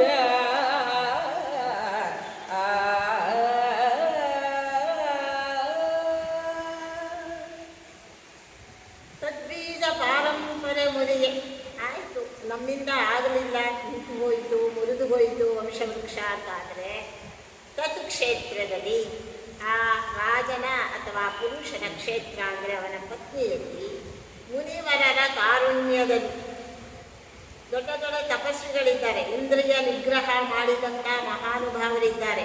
ಅವರು ದೈಹಿಕವಾದ ಆ ಇಂದ್ರಿಯಗಳ ಸುಖಕ್ಕೆ ಮನಸ್ಸನ್ನು ಯಾವತ್ತೂ ಕೊಡುವವರಲ್ಲ. ಆದರೆ ಅವರು ಬಯಸಿದವರಿಗೆ, ಅಗತ್ಯ ಇದ್ದವರಿಗೆ ತಾವು ಪುತ್ರ ಸಂತಾನವನ್ನು ಕೊಡ್ತಾರೆ. ಮುನಿವರರ ಕಾರುಣ್ಯದಲ್ಲಿ ಪುತ್ರೋದ್ಭವದಲ್ಲಿ ಅಂಥ ಮಹಾನುಭಾವರಿಂದ ವಂಶವನ್ನು ಮುಂದೆ ನಡೆಸೋದು ಬಹಳ ಒಳ್ಳೆಯದಾಗ್ತದೆ ಅಂತೇಳಿ ಮದಯಂತಿ ಅಂತ ಹೇಳಿ ಕಲ್ಮಾಶಪಾದನ ಹೆಂಡತಿಯವರು. ಅವನಿಗೆ ಬೇಕಾದಷ್ಟು ಶಾಪಗಳು ಬಂತು. ಆ ಶಾಪಗಳಿಂದ ಅವನು ರಾಕ್ಷಸನಾಗಿದ್ದ. ವಸಿಷ್ಠ ಮಹರ್ಷಿಗಳು ಒಂದೊಮ್ಮೆ ಶ್ರಾದ್ದದ ಊಟಕ್ಕೆ ಬಂದಿದ್ದಾರೆ.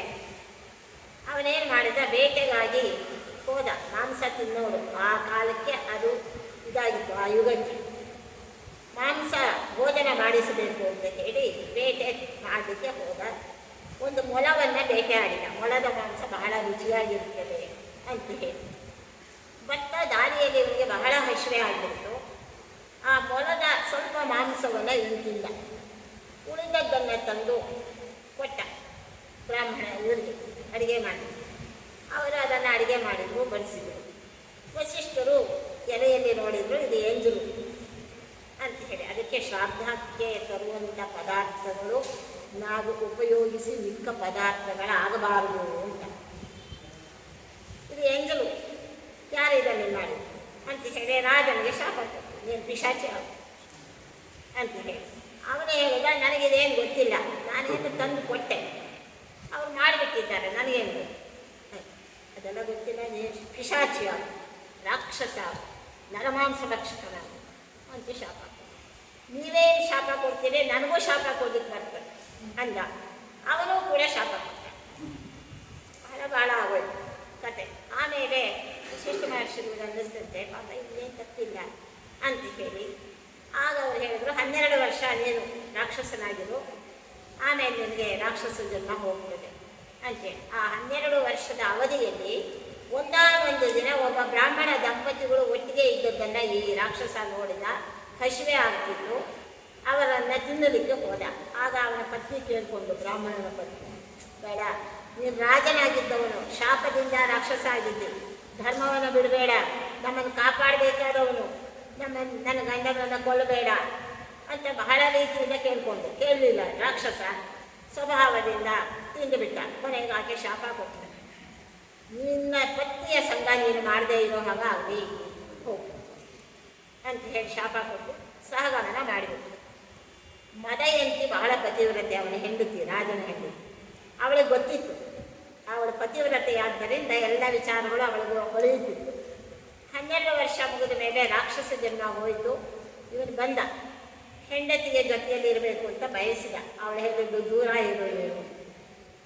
ಯಾಕೆ ಅಂದರೆ, ಬ್ರಾಹ್ಮಣನ ಹೆಂಡತಿಯ ಶಾಪ ಇದೆ ನಿನಗೆ, ನನ್ನನ್ನು ಹತ್ತಿರ ಬರಬೇಡ, ಬಂದರೆ ಸಾಯ್ತೀವಿ.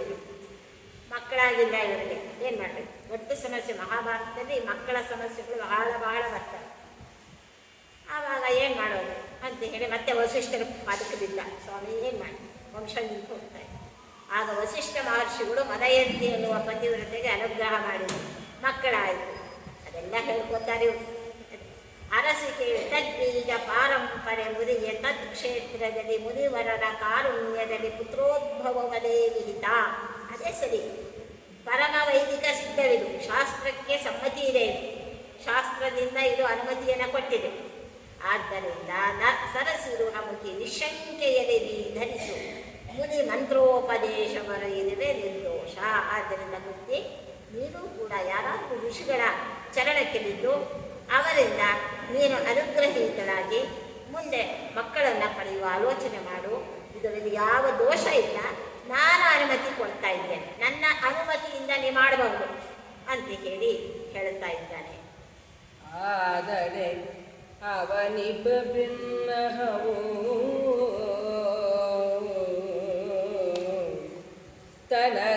ತನಗಾದಿಯಲಿ ದೂರ್ವಾಸ ಮುನಿ ಕರುಣೋದಯದಲ್ಲಿ ಇತ್ತ 5 ಮಂತ್ರಾಕ್ಷರದ ವರವುಂಟು. ನೀದಯಾಂಬುಧಿ ನಿನ್ನ ಅನುಗ್ರಹವಾದುದಾದರೆ ತದ್ವಿಧಾನದಲ್ಲಿ ಆದರಿಸುವೆನು ಪುತ್ರ ಕಾಮ್ಯವನು ಎಂದಳ ಕುಂತಿ.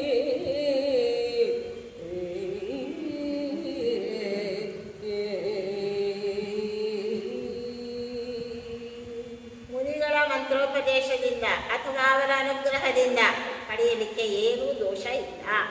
ಯಾಕೆಂದರೆ ಸಂತಾನ ಪಡೆಯೋದು ಉತ್ತಮ, ಸಂತಾನವನ್ನು ಉತ್ತಮರಿಂದ ಪಡೆಯೋದು ಮುಖ್ಯ. ಯಾವತ್ತೂ ಕೂಡ ಪುರುಷನಿಗಿಂತ ಶ್ರೇಷ್ಠರಾದವರ ಸಂಘ ಮಾಡಿದರೆ ಅವರಿಗೆ ದೋಷ ಇಲ್ಲ ಅಂತಾರೆ. ಅದಕ್ಕೇನೆ ವಿವಾಹ ಕಾಲದಲ್ಲಿ ವಧುವನ್ನು ವರನಿಗೆ ಕನ್ಯಾದಾನ ಮಾಡುವ ಕಾಲಕ್ಕೆ ಎಲ್ಲ ದೇವತೆಗಳಿಗೆ ಅವನನ್ನು ಒಪ್ಪಿಸಿ ಆಮೇಲೆ ಮಾಡ್ತಾರೆ. ಮಂತ್ರಗಳಲ್ಲಿ ಇವೆಲ್ಲ ಉಂಟು. ಆದರೆ ಮಂತ್ರದ ಅರ್ಥ ಹೇಳೋ ಪುರೋಹಿತರು ಇಲ್ಲ, ಕೇಳಬೇಕಾದಂಥ ತಾಳ್ಮೆಯೂ ಇವರಿಗಿಲ್ಲ. ಎಲ್ಲ ದೇವತೆಗಳಿಗೆ ಅವಳನ್ನು ಒಪ್ಪಿಸಿ ಆನಂತರದಲ್ಲಿ ಈ ವರನಿಗೆ ಒಪ್ಪಿಸ್ತಾರೆ. ಅವರೆಲ್ಲ ಪರಿಗ್ರಹ ಮಾಡಿದ ಮೇಲೆ ವರ ಪರಿಗ್ರಹ ಮಾಡ್ತಾರೆ. ಆದ್ದರಿಂದ ಉತ್ತಮ ನಾವು ಅಹಲ್ಯ ವಿಷಯದಲ್ಲೂ ಕೂಡ ಗೌತಮ ಅಹಲ್ಯರ ವಿಷಯದಲ್ಲೂ ಈ ವಿಚಾರವನ್ನು ಶಾಸ್ತ್ರದಲ್ಲಿ ನಿರ್ಣಯ ಮಾಡ್ತಾರೆ.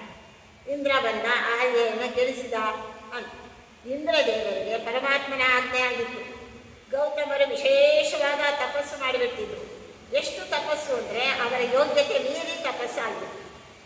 ಯಾವಾಗಲೂ ಕೂಡ ಒಬ್ಬೊಬ್ಬ ಜೀವನಿಗೆ ಇಷ್ಟೇ ಸಾಧನೆ ಮಾಡಬೇಕು ಅಂತ ಭಗವಂತನ ಇಚ್ಛೆ ಇರ್ತದೆ. ಈ ಜೀವನದಿಂದ ಇಷ್ಟು ಸಾಧನೆ ಆಗಬೇಕು, ಇಷ್ಟು ಒಳ್ಳೆಯದು ಇಷ್ಟು ಕೆಟ್ಟದ್ದು ಇವನು ಮಾಡಬೇಕಾಗ್ತದೆ. ಅದಕ್ಕಿಂತ ಹೆಚ್ಚಿಗೆ ಮಾಡಲಿಕ್ಕೆ ಭಗವಂತ ಬಿಡುವುದಿಲ್ಲ. ಗೌತಮರು ವಿಶೇಷವಾದಂಥ ತಪಸ್ಸು ಮಾಡಿಬಿಟ್ಟು ಅವರ ತಪಸ್ಸಿನ ಮಟ್ಟವನ್ನು ಇಳಿಸಬೇಕಾಗಿದೆ. ಅವರ ಮಟ್ಟಕ್ಕೆ ಸರಿಯಾಗಿ ನಿಲ್ಲಿಸಬೇಕಾಗಿದೆ.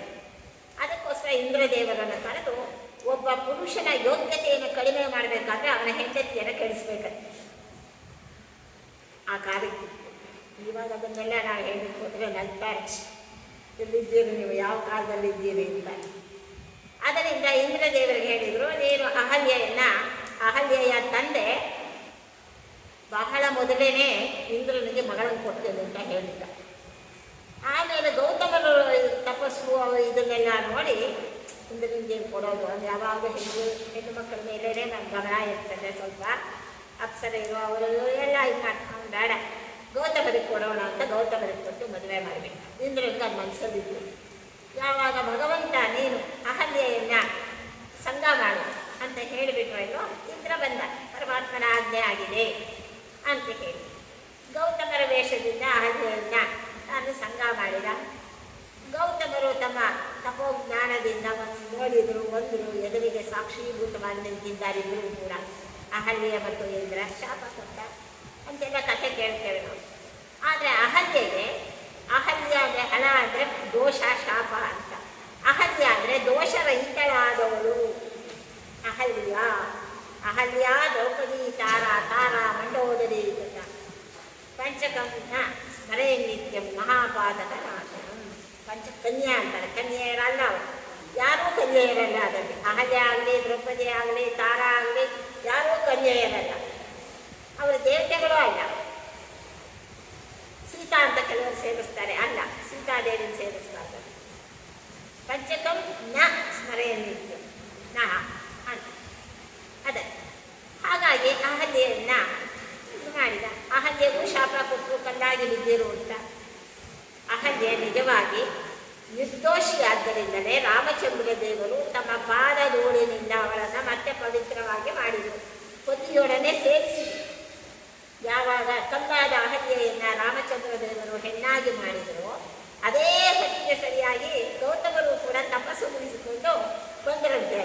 ಅವರಿಬ್ಬರನ್ನು ಸೇರಿಸಿ ಅವರಿಬ್ಬರಿಗೆ ಸಮಾಗಮ ಆಗುವಂತೆ ಮಾಡಿ.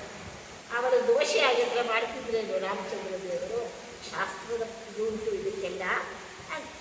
ಕುಂತಿದೇವಿಗೆ ದೂರ್ವಾಸರು ಕೊಟ್ಟಂತಹ ಆ ಮಂತ್ರದ ಇದು ಮನಸ್ಸಿನಲ್ಲಿ ಇತ್ತು. ಹೇಗೆ ಹೇಳೋದು ಅಂತ ಗೊತ್ತಿರಲಿಲ್ಲ. ಯಾವಾಗ ಪಾಂಡುರಾಜನೇ ನಾನೇ ಅನುಮತಿ ಕೊಡ್ತಾ ಇದ್ದೇನೆ, ನಿರ್ದೋಷವಾದದ್ದು ಪದ್ಧತಿ ತಗೋ, ಏನಾದರೂ ಒಂದು ಮಾಡು ಅಂತ ಹೇಳಿದಾಗ ಹೇಳ್ತಾಳೆ ಆದಳವಾಗಿ ಕಲಿತಾಳೆ. ಹಾಗಾದರೆ ಮಹಾರಾಜ ನಿನ್ನಲ್ಲಿ ಒಂದು ಕಾಲು ಇದುವರೆಗೆ ಹೇಳಿರಲಿಲ್ಲ, ಅವಳು ಮುಚ್ಚಿಟ್ಟಿದ್ದು. ಕರ್ಣನ ಜನನದ ವಿಷಯ ಯಾರಿಗೂ ಗೊತ್ತಿಲ್ಲ, ದೂರ್ವಾಸರು ಕೊಟ್ಟ ಮಂತ್ರದ ವಿಷಯವೂ ಗೊತ್ತಿರಲಿಲ್ಲ. ತನಗಾಗಿ ಹೇಳಿ ದೂರ್ವಾಸನಿಗೆ ಕರುಣೋದಯದಲ್ಲಿ ಇದ್ದ 5 ಮಂತ್ರಾಕ್ಷರದ ವರ ಉಂಟು ಅಂತ. 5 ಮಂತ್ರಗಳನ್ನು ದೂರ್ವಾಸ ಮಹರ್ಷಿಗಳು ನನ್ನ ಸೇವಾ ಫಲವಾಗಿ ಕೊಟ್ಟಿದ್ದಾರೆ. ನೀ ದಯಾಮೂಲಿ, ನಿನ್ನ ಅನುಗ್ರಹವಾದುದಾದ ನೀನು ಅನುಮತಿ ಕೊಟ್ಟಿದ್ದಿ, ಉದಾರವಾಗಿ ನನಗೆ ಅಪ್ಪಣೆ ಕೊಟ್ಟಿದ್ದಿ. ಆದ್ದರಿಂದ ನೀನು ಅನುಗ್ರಹ ಮಾಡೋದಾದರೆ ತದ್ವಿಧಾನದಲ್ಲಿ ಆಧರಿಸುವುದು ಪುತ್ರ ಕಾವ್ಯನು. ನೀನು ಹೇಳಿದ ವಿಧಾನದಿಂದ ಪುತ್ರ ಕಾವ್ಯ ಮಕ್ಕಳಾಗಬೇಕು ಅನ್ನುವ ಇಚ್ಛೆಯನ್ನು ಪೂರ್ಣ ಮಾಡಿಕೊಳ್ತೇನೆ. ನೀನು ಅನುಮತಿ ಕೊಟ್ಟಿದ್ದೀಯಲ್ಲ, ನಿನ್ನ ಅನುಮತಿ ಇಲ್ಲ. ಅಂತ ಕುಂತಿ ಆ ವಿಚಾರವನ್ನು ಹೇಳ್ತಾ ಇದ್ದಾರೆ. ಲೇಸನಾಡಿದೆ ಕುಂತಿ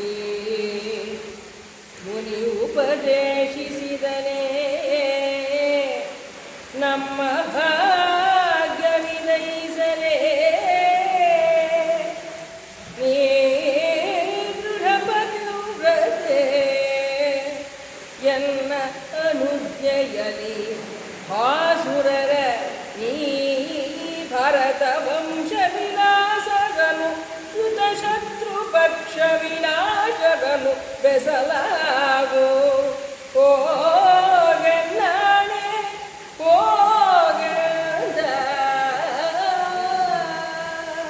ಪಾಂಡು ಮಹಾರಾಜ ಈಗಲೇ ಮಾಡು ನೀನು ಈ ಕಾರ್ಯವನ್ನು ಅಂತ ಬಹಳ ಒಳ್ಳೆ ವಿಚಾರ ಹೇಳಿದ್ದೀಯಮ್ಮ ಬುದ್ಧಿ. ಮುನಿ ಉಪದೇಶಿಸಿದನೇ ನಮ್ಮ ಭಾಗ್ಯ ವಿಧರಿಸಲು. ದೂರ್ವಾಸ ಮಹರ್ಷಿಗಳಂಥ ಮಹಾಕೋಪಿಷ್ಟ ಋಷಿಗಳು ನಿನಗೆ ಮಂತ್ರಗಳನ್ನು ಕೊಟ್ಟಿದ್ದಾರೆ ಅಂತ ಹೇಳ್ತಾ ಇದೆಯಲ್ಲ, ಎಂಥ ಪುಣ್ಯನೇ ನಿಂದು ಅಂತಾರಪ್ಪ. ನೀ ದೃಢ ಪತಿವ್ರತೆ, ಎಂಥ ಪತಿವ್ರತೆ ನೀನು. ನಾನು ಅನುಜ್ಞೆ ಕೊಡ್ತಾ ಇದ್ದೇನೆ. ಎನ್ನ ಅನುಜ್ಞೆಯಲ್ಲಿ ಭಾಸುರರ ನೀ ಭರತ ವಂಶ ವಿಲಾಸಗಳನ್ನು ಕೃತ ಶತ್ರು ಪಕ್ಷ ವಿನಾಶವೆನಿಸಲ. ಶತ್ರು ವಿನಾಶಕರಾದಂತಹ, ಶತ್ರು ವಿಧ್ವಂಸಕರಾದಂತಹ, ಕೀರ್ತಿವಂತರಾದಂತಹ ಮಕ್ಕಳನ್ನು ಆ ಮುನಿಯ ಮಂತ್ರದ ಬಲದಿಂದ ನೀ ಪಡೆ ಹೋಗು, ಬೆಸಲಾಗು, ಹೋಗು, ನಾಳೆ ಗರ್ಭಧಾರಣೆ ಮಾಡು, ಹೋಗು, ಭಕ್ತಿ ಬಿಡು, ಈಗಲೇ ಮಾಡು ಅಂತ ಹೇಳಿ ಪಾಂಡು ಮಹಾರಾಜ ಅತ್ಯಂತ ಆನಂದದಿಂದ ಉತ್ಸಾಹದಿಂದ ಒಳ್ಳೆಯ ಮನಸ್ಸು, ಶುದ್ಧವಾದ ಅಂತಃಕರಣ ಆಗ ಕಳಿಸಿಕೊಡ್ತಾ ಇದ್ದಾನೆ ಆ ಕುಂತಿದೇವಿಯು. ತರುಣಿ ಪಾಂಡುವಿನಾಜ್ಞೆಯನು ನಿಜ ಶಿರದೊಡಂದು ಸಮಸ್ತ ಮುನಿ ಮುಕ್ತರಿಗೆ ವಂದಿಸಿ ಹರಿಹರ ಬ್ರಹ್ಮಾದಿಗಳಿಗೆ ಸರಸಿಯಲಿ ಮಿಂದರು ಮುನೀಂದ್ರನ ಪರಮ ಮಂತ್ರಾಕ್ಷರವ ತಾರುಚ್ಚರಿಸಿರೆದಳು ಯಮನನು ಆ ಕ್ಷಣವು ಆತನೈದಂಗ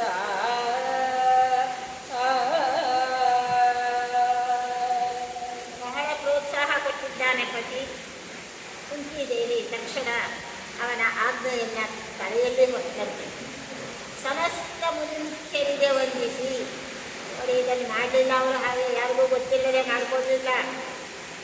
ಎಲ್ಲ ಋಷಿಮುನಿಗಳು ಏನಿದ್ರು ಅವರಿಗೆಲ್ಲ ನಮಸ್ಕಾರ ಮಾಡಿ, ನನ್ನ ಪತಿ ಅನುಜ್ಞೆ ಕೊಟ್ಟಿದ್ದಾನೆ, ನಾನು ಋಷಿಗಳ ಮಂತ್ರದ ಬಲದಿಂದ ಮಕ್ಕಳನ್ನು ಪಡೆಯುತ್ತೇನೆ, ನೀವೆಲ್ಲ ನನಗೆ ಆಶೀರ್ವಾದ ಮಾಡಬೇಕು ಅಂತ ಎಲ್ಲರಿಗೂ ನಮಸ್ಕಾರ ಮಾಡಿದ್ದಾರೆ. ಹರಿಹರ ಬ್ರಹ್ಮಾದಿಗಳಿವೆ. ಇದನ್ನೇ ನಾವು ಎಷ್ಟು ಶುದ್ಧ ಅಂತಃಕರಣವುಳ್ಳವರು. ಅದೇ ಮನುಷ್ಯ ವಂಶದ ಸಮಾಜದಲ್ಲಿ ನಾವು ನೋಡ್ತೇವೆ, ಯಾರಿಗೂ ಹೇಳಬಾರ್ದು, ಇದನ್ನು ಎಲ್ಲ ಮುಚ್ಚಿಡಬೇಕು ಅಂತ ಹೇಳಿ ಬರೇ ರಹಸ್ಯದಲ್ಲಿ ಜೀವನ ಕಳೆದು ಬಿಡ್ತಾರೆ. ಹರಿಹರ ಬ್ರಹ್ಮಾದಿಗಳಿಗೆರೆಗೆ ದೇವತೆಗಳಿಗೆಲ್ಲ ನಮಸ್ಕಾರ ಮಾಡಿ ಸರೋವರದಲ್ಲಿ ಸ್ನಾನ ಮಾಡಿ ಮುನೀಂದ್ರನ ಪರಮ ಮಂತ್ರಾಕ್ಷರ ತಾನುಚ್ಚರಿಸಿ ನೆನೆದರು. ದುರ್ವಾಸರು ಕೊಟ್ಟಂತಹ ಎರಡನೆಯ ಮಂತ್ರವನ್ನು ತಾನು ಉಚ್ಚಾರ ಮಾಡಿದ್ದಂತೆ ಸ್ಮರಣೆ ಮಾಡಿದ್ದು, ಪುನಶ್ಚರಣೆ ಮಾಡಿದ್ದು. ಯಮನ ನಾಕ್ಷ, ಯಾರನ್ನ ಇದು ಮಾಡಬೇಕು, ಸ್ಮರಣೆ ಮಾಡಿ, ಯಾವ ದೇವತೆಯನ್ನು ಕರೆಯಬೇಕು. ಪಾಂಡುರಾಜ ಅದನ್ನು ಹೇಳಿದ್ದ, ಧರ್ಮ ಬೇಕು. ಆ ಕ್ಷತ್ರಿಯ ಬಲವನ್ನು ರಕ್ಷಣೆ ಮಾಡಲಿಕ್ಕೆ ಧರ್ಮದ ಆಧಾರ ಬೇಕು. ಧರ್ಮದ ನೆಲೆಯ ಮೇಲೆ ಕ್ಷತ್ರಿಯನಾದವನು ರಾಜ್ಯ ಆಳಿದರೆ ಅದು ಸುಭಿಕ್ಷವಾಗೇ ಇರ್ತದೆ.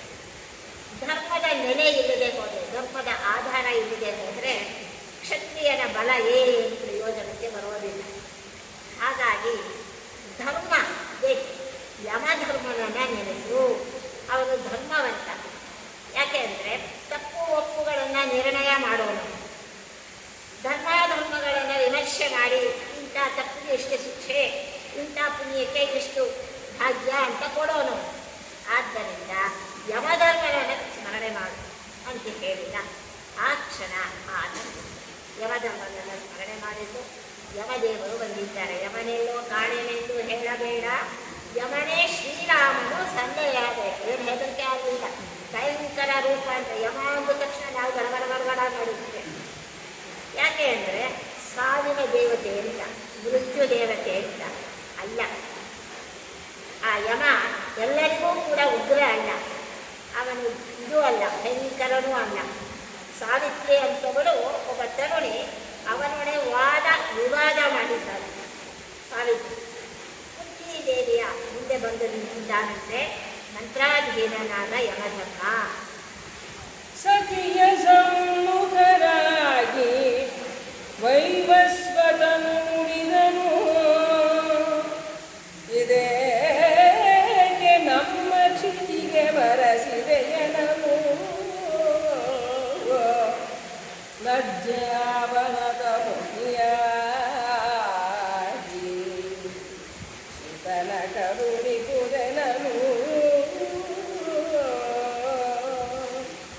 ಭಯ ಪರಿಗಿತ ವಿಮನಸ್ಸೇದ ಜಲಜಂ ವಿದಯ ಮುಟ್ಟಿ ತಥಾಸ್ತು ಎನ್ನುತ್ತ ಹೃದಾಂತ ಬೀಳ್ಕೊಂಡ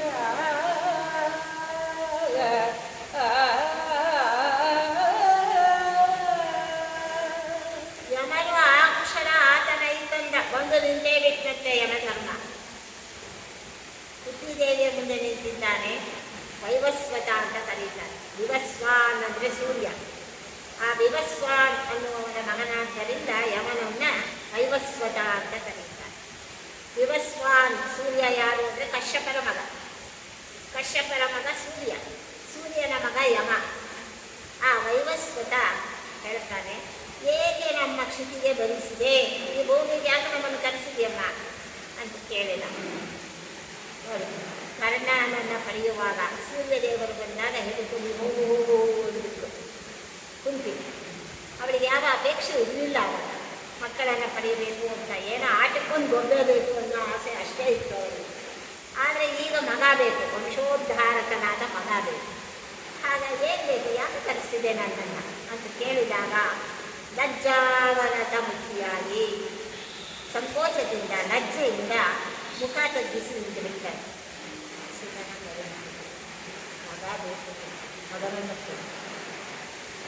ಅಂದಾಗ ಭಯ ನಿಜತ ವಿಮಲ ಸ್ವೇಗಗಳ ಕಂಪಿತೆಯ ಮುಟ್ಟಿ ಅಷ್ಟು ಹೇಳುವಷ್ಟೊತ್ತಿಗೆ ಅವಳಿಗೆ ಭಯ. ಆಮೇಲೆ ಬೆವತಿಗೆ ಹೋಗ್ಬಿಟ್ಟಿದ್ದಾಳಪ್ಪ. ಬಂದದ್ದು ಯಮದೇವರು. ನಾನು ಹೇಳ್ತಾ ಇರೋದು ಒಬ್ಬ ಗೃಹಿಣಿ, ಅವಳು ಪಾಂಡವರಾಜನ ವಧು, ಮಗ ಬೇಕು ಅಂತ ಅವರನ್ನು ಕೇಳ್ತಾ ಇದ್ದಾರೆ. ಎಷ್ಟು ಸಂಕೋಚ ಆಗ್ತದೆ, ಭಯ ಆಗ್ತದೆ.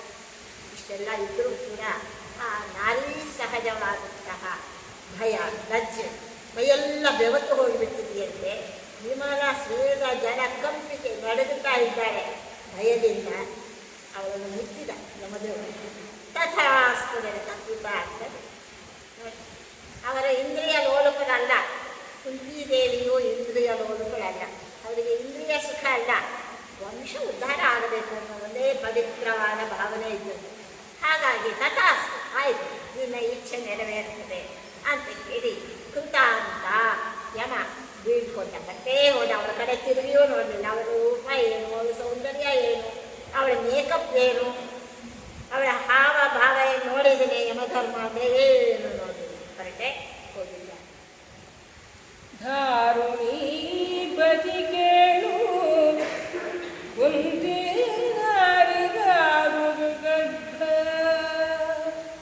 ಪರುಷದ ಭಾರದಲ್ಲಿ ಸತಿ ತಗ್ಗಿದಳು ನವಪೂರ್ಣ ಮಾಸದಲ್ಲಿ. ಚಾರುತರ ನಕ್ಷತ್ರ ಶುಭ ದಿನ ವಾರ ಲಗ್ನದೊಳು ಇಂದು ಕುಲ ವಿಸ್ತಾರಕನು ಸುಕುಮಾರನು ಅವತರಿಸಿದನು ಹರಣಿಯಲ್ಲಿ.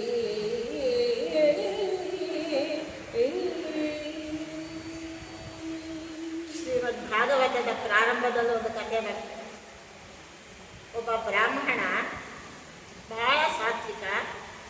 ನನಗೆ ದುಂದುಲಿ, ಅವಳ ಹೆಸರು ನೋಡಿ ಹೇಳಿ, ದುಂದುಲಿ ಅಂತ ಹೆಂಡತಿ. ಅವಳು ಒಳ್ಳೆಯವಳೆ ಪಾಪ. ಆದರೆ ಮಹಾ ಹಠ, ಒಂಥರ ಸ್ವಾರ್ಥಿ, ಅಹಂಕಾರ ಇವೆಲ್ಲ ಇತ್ತು ಅವಳಲ್ಲಿ.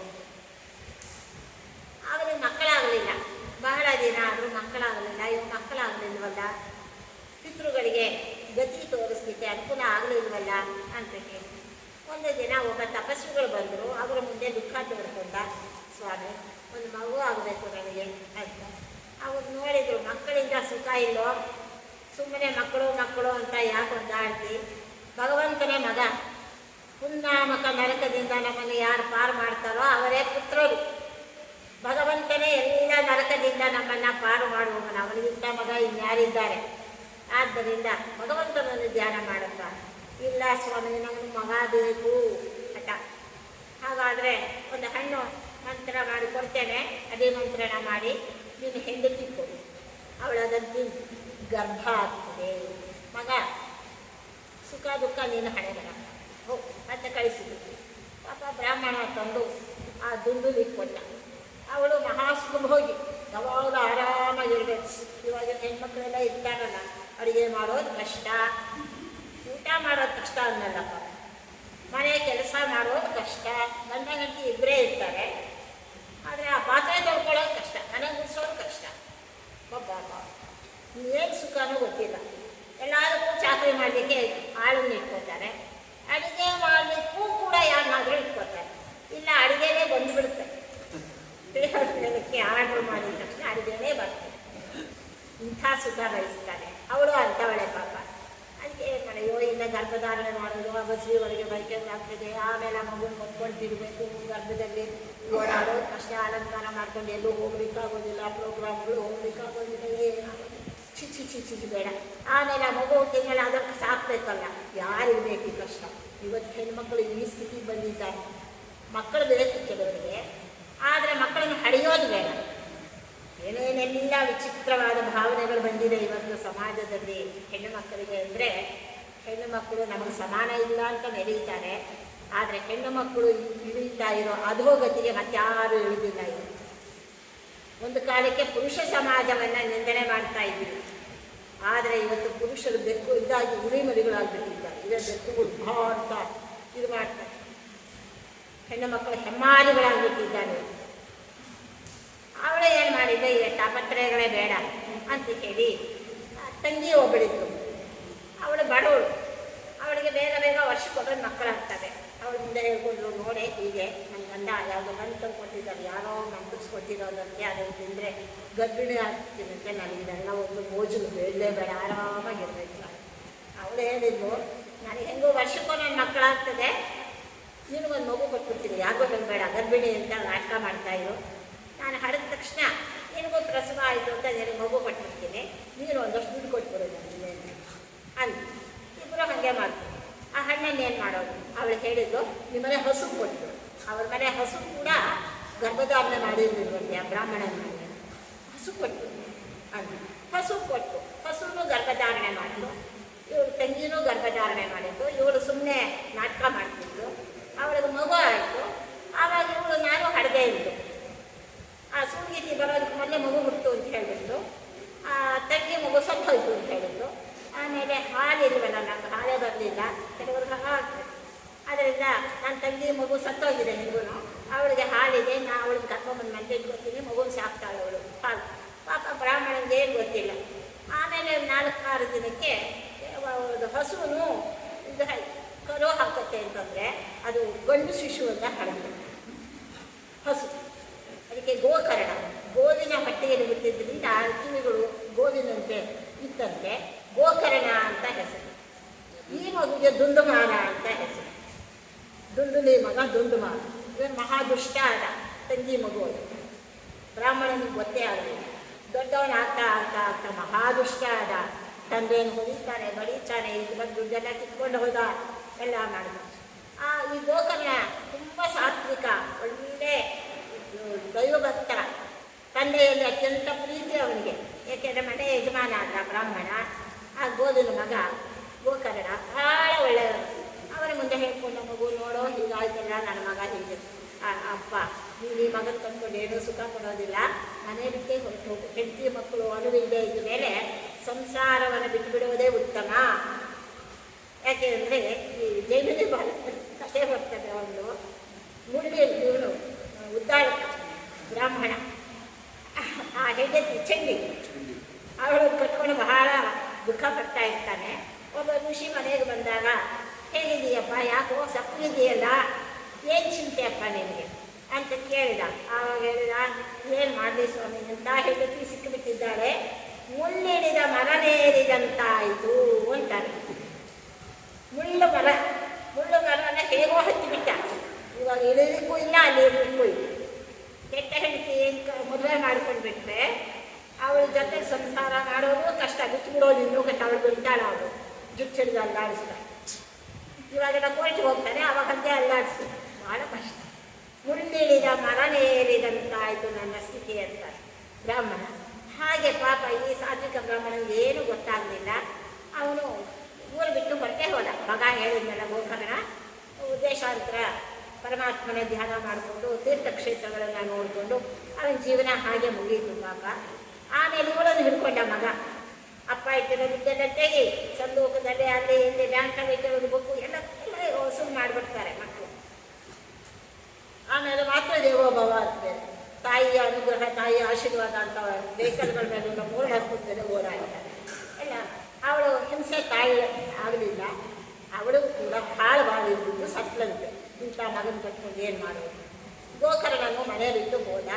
ಆಮೇಲೆ ಇನ್ನು ವೇಷ ಸಹವಾಸ, ಕಳ್ಳತನ ಎಲ್ಲ ಮಾಡಿ ಕೊನೆಗೆ ಆ ವೇಶ್ಯರೆಲ್ಲ ದುಡ್ಡು ತಂದು ಕೊಡು ಅಂತ ಪೀಡಿಸ್ತಾರೆ. ಕಳ್ಳತನ ಮಾಡಿದ, ಸಿಕ್ಕಾಕೊಳ್ತಾನೆ ಅಂತ ಹೇಳಿ ಆ ವೇಶ್ಯರೆಲ್ಲ ಒಟ್ಟಿಗೆ ಸೇರಿ 4 ಮಂದಿ ಇವನನ್ನು ಕೊಂದುಬಿಟ್ಟು ಮನೆಯಲ್ಲೇ ಊಟ ಹಾಕಿಬಿಟ್ಟು ಅವಳು ಓಡಿ ಹೋಗ್ತೀವಿ. ಪಿಶಾಚಿ ತಿಥಿ ಇಲ್ಲ, ಮತ್ತೊಂದಿಲ್ಲ, ಮತ್ತೊಂದು ಯಾತಕ್ಕೆ ತಿಥಿ ಮಾಡಬೇಕು ಅಂತಾರೆ ಇವತ್ತಿನ ದಿನ. ಜೀವನಿಗೆ ಸಂಸ್ಕಾರ ಅನ್ನೋದಿದೆ. 16 ಸಂಸ್ಕಾರಗಳಲ್ಲಿ ಅಂತ್ಯ ಸಂಸ್ಕಾರವೂ ಒಂದು. ಸತ್ತ ಜೀವನಿಗೆ ಸಂಸ್ಕಾರ ಮಾಡಬೇಕಾದದ್ದು ಬಹಳ ಮುಖ್ಯ.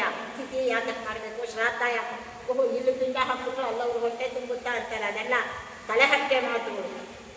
ಭಗವಂತ ಇಲ್ಲಿ ಆಹಾರವನ್ನು ತಾನೇನು ಸ್ವೀಕಾರ ಮಾಡ್ತಾನೆ ಬ್ರಾಹ್ಮಣ ಮುಖದಲ್ಲಿ, ಅಲ್ಲಿ ಅವ್ರಿಗೆ ಅದನ್ನು ಕೊಡ್ತಾನೆ, ಅದು ಅವನ ಕರ್ತವ್ಯ. ಅದನ್ನು ವಿಚಾರ ಮಾಡಲಿಕ್ಕೆ ನಮಗೆ ಯೋಗ್ಯತೆ ಇಲ್ಲ. ನಾವು ಸುಮ್ಮನೆ ಏನೋ ತಲೆಹರಟೆ ಮಾತಾಡ್ತೇವೆ. ಅವನು ಪಿಶಾಚಿ. ಗೋಕರ್ಣ ಎಲ್ಲ ತೀರ್ಥಯಾತ್ರೆ ಎಲ್ಲ ಮಾಡಿಕೊಂಡು ಯಾವುದೋ ಒಂದಷ್ಟು ದಿನಕ್ಕೆ ನಾನು ಊರಿಗೆ ಬರ್ತಾನೆ. ನೋಡಿದರೆ ತಂದೆ ತಾಯಿ ಯಾರೂ ಇಲ್ಲ. ಇವನು ಅಣ್ಣನೂ ಸತ್ತು ಹೋಗಿದ್ದಾನೆ. ಅವನಿಗೆ ಶ್ರಾದ್ದ ಮಾಡಿದ್ದರು. ಎಲ್ಲಿಗೆ ಗಯಾ ಕ್ಷೇತ್ರಕ್ಕೆ ಹೋಗಿ ಶ್ರಾದ್ದ ಮಾಡಿದ ಪಾಪ. ಹಾಗಾದರೂ ಅವನಿಗೆ ಒಳ್ಳೆಯ ಗತಿ ಆಗಲಿ ಅಂತ ಹೇಳಿ ಆಮೇಲೆ ಮನೆಗೆ ಬಂದು ಮಲಗಿದ್ದಾನೆ. ಇವನು ಪಿಶಾಚಿಯಾಗಿ ಕಾಣಿಸ್ಕೊಂಡೆ. ಭಾಳ ಸುಂದರವಾದ ಕಥೆ ಅದು, ನೀತಿಬೋಧಕವಾದ ಕಥೆ ಅದು. ಆಮೇಲೆ ಅವನಿಗೆ ಬೇಕಾದ್ದೆಲ್ಲ ಮಾಡಿ ಭಾಗವತವನ್ನು ಶ್ರವಣ ಮಾಡಿಸಿ ಅವನಿಗೆ ಸದ್ಗತಿ ಉಂಟಾಗುವಂತೆ ಮಾಡಿದ. ನಾನು ಅದಕ್ಕೆ ಹೇಳಿದೆ ಅಂದರೆ, ಒಂದು ಹಸು ಹಣ್ಣನ್ನು ತಿಂದು ಗರ್ಭಧಾರಣೆ ಮಾಡಿ ಒಂದು ಮನುಷ್ಯ ಜೀವವನ್ನು ಉತ್ಪತ್ತಿ ಮಾಡಿ ಹಾಗೆ. ಅದರಿಂದ ಯಮಧರ್ಮನ ಅನುಗ್ರಹದಿಂದ ಆ ಕುಂತಿದೇವಿ ಗರ್ಭಧಾರಣೆ ಮಾಡಿದ್ದಾರೆ. ಕುಂತಿ ನಾರಿಗಳ ಗರ್ಭ. ಆಮೇಲೆ ಹರುಷದ ಬಾಲದಲ್ಲಿ ಸತಿ ತಗ್ಗಿದಳು ನವಪೂರ್ಣ ಮಾಸದಲ್ಲಿ ತುಂಬು ಗರ್ಭಿಣಿ ಕುಂತಿ. ಏನು ಎಷ್ಟು ಸಂಕೋಚ, ಎಷ್ಟು ನಾಚಿಕೆ. ಒಂದು ಕಾಲಕ್ಕೆ ಹೆಣ್ಣು ಮಕ್ಕಳನ್ನ ಮುಖ ಎತ್ತಿ ಅವಳು ನಿಂತರೆ ನೋಡಲಿಕ್ಕೆ ಆನಂದ ಆಗೋದು. ಇವತ್ತು ನೋಡಿದರೆ ಹೆದರಿಕೆ ಆಗೋದು. ಅವರ ಕೂದಲು, ಅವರ ಸೆರಗು, ಅವರ ಅಲಂಕಾರವು ಭಗವಂತ ಯಾವ ಇದು ಅಚ್ಯುತಾಸರು ಒಂದು ಕಡೆ ಹೇಳುತ್ತಾರೆ. ಈ ಶೂರ್ಪಣಕಿ ಆಮೇಲೆ ಇವ್ರದ್ದು ಅವರಿಗೆಲ್ಲಾನು ತಾಟಕಿ ಇವರಿಗೆಲ್ಲ ವರ್ಣನೆ ಮಾಡ್ತಿದ್ರಂತೆ. ಸ್ವಾಮಿ ನೀವೇನೇನೋ ಅವ್ರಿಗೆಲ್ಲ ವರ್ಣನೆ ಮಾಡ್ತೀರಲ್ಲ, ಅವರನ್ನು ಒಳ್ಳೆ ದಮಯಂತಿ ಸೀತೆ ಇವ್ರನ್ನೆಲ್ಲ ವರ್ಣನೆ ಮಾಡ್ತೀರಲ್ಲ, ಇವರನ್ನೆಲ್ಲ ಯಾಕೆ ವರ್ಣನೆ ಮಾಡಲ್ಲ ಅಂದರು. ಯಾಕೆ ಶೂರ್ಪಣಕಿ ಎಷ್ಟು ಆಸೆಯಿಂದ ಬಂದು ದೇವರನ್ನು ಇವ್ರು ಮಾಡಿ ಕಿಡಂಬಿ ಶೂರ್ಪಣಕಿ ರಾಮಚಂದ್ರ ದೇವರನ್ನು ಒಂದು ಇವರನ್ನೆಲ್ಲ ಯಾಕೆ ವರ್ಣನೆ ಮಾಡೋದು ಬೇಕಿಲ್ಲಪ್ಪ. ಬೇಕಾದಷ್ಟು ಮಂದಿ ಇದ್ದಾರೆ ಸಮಾಜದಲ್ಲಿ. ಎಲ್ಲಿದ್ದಾರೆ ಸ್ವಾಮಿ? ಇನ್ನು ಸಾಯಂಕಾಲ ಎಲ್ಲಾದರೂ ಬ್ಯೂಟಿ ಪಾರ್ಲರ್ ಇದ್ದರೆ ಅದನ್ನು ಕೊಟ್ಬಿಟ್ಟು ಅಲ್ಲಿ ಹೋಗಿ ಒಳಗಡೆ ಹೋಗಿ 1 ಗಂಟೆ 2 ಗಂಟೆ ಬಿಟ್ಟು ಬರೆದು ಬರ್ತಾರೆ. ಆವಾಗ ತಾಟಕಿ ಬೇಕಾ, ಶೂರ್ಪಣಕಿ ಬೇಕಾ, ಆಮೇಲೆ ವಿಡಂಬಿ ಬೇಕಾ. ವಿಡಂಬಿ ಹೇಳಬಾರ್ದು, ಭಾರತೀ ದೇವಿ ಅವರು ಆದ್ದರಿಂದ ಇಂಥವರನ್ನೆಲ್ಲ ನೋಡ್ಬೋದು. ಕೇಳಕ್ಕೆ ಹೋಗಬೇಡ, ನೀನು ದಾಟ್ತೀನ ಅಂತ ಕೇಳೋಕೆ ಹೋಗಬೇಡ, ನೀನು ಹಿಂದೆ ಬಿಟ್ಟು ದೇವರೇ ಗತಿ ಹುಷಾರು ಅಂತ ಹೇಳಿದರು. ಹಾಗೆ ಎಷ್ಟು ಸಂಕೋಚ ಪಡ್ತಾಳೆ ಕುಂತಿದೇವಿ ಅಂತಂದರೆ, ನಾಚಿಕೆಯಲ್ಲಿ ಲಜ್ಜಾವನತ ಮುಖಿಯಾಗಿ ನವಪೂರ್ಣ ಮಾಸದಲ್ಲಿ ಭವಿಷ್ಯದ ಭಾರದಲ್ಲಿ ಸತಿತಂಕಿದೆ. ಹೃದಯದಲ್ಲಿ ಸಂತೋಷ, ಹೊರಗಡೆ ಸಂಕೋಚ ಆಗ್ತಾ ಇದೆ ಅವನಿಗೆ. ಒಳ್ಳೆ ಶುಭ ದಿನ, ಶುಭ ನಕ್ಷತ್ರ, ಶುಭ ಲಗ್ನದಲ್ಲಿ ಇಂದು ಕೂಡ ವಿಸ್ತಾರಕನು ಸುಕುಮಾರ ನವ ತಿಳಿಸಿದರು ಧರಣಿಯಲ್ಲಿ. ಎಂಥ ಮಗ ಹುಟ್ಟಿದ ಅಂದರೆ ಚಂದ್ರವಂಶವನ್ನು ಉದ್ಧಾರ ಮಾಡತಕ್ಕಂಥ ಧರ್ಮಾತ್ಮನಾದ ಯಮಧರ್ಮನ ಮಗ ಹುಟ್ಟಿದ್ದಾನೆ. ಇಂದಿನ ದಿನವೇ ಸುದಿನವು, ಇಂದಿನ ತಾರೆ ಶುಭ ತಾರೆ ಅನ್ನುವ ಹಾಗೆ ಒಳ್ಳೆ ಲಗ್ನದಲ್ಲಿ ಧರ್ಮರಾಜ ಅಂತ ಅನಿಸ್ಕೊಂಡಿದ್ದಾನೆ ಯಮಧರ್ಮನ ಮಗ.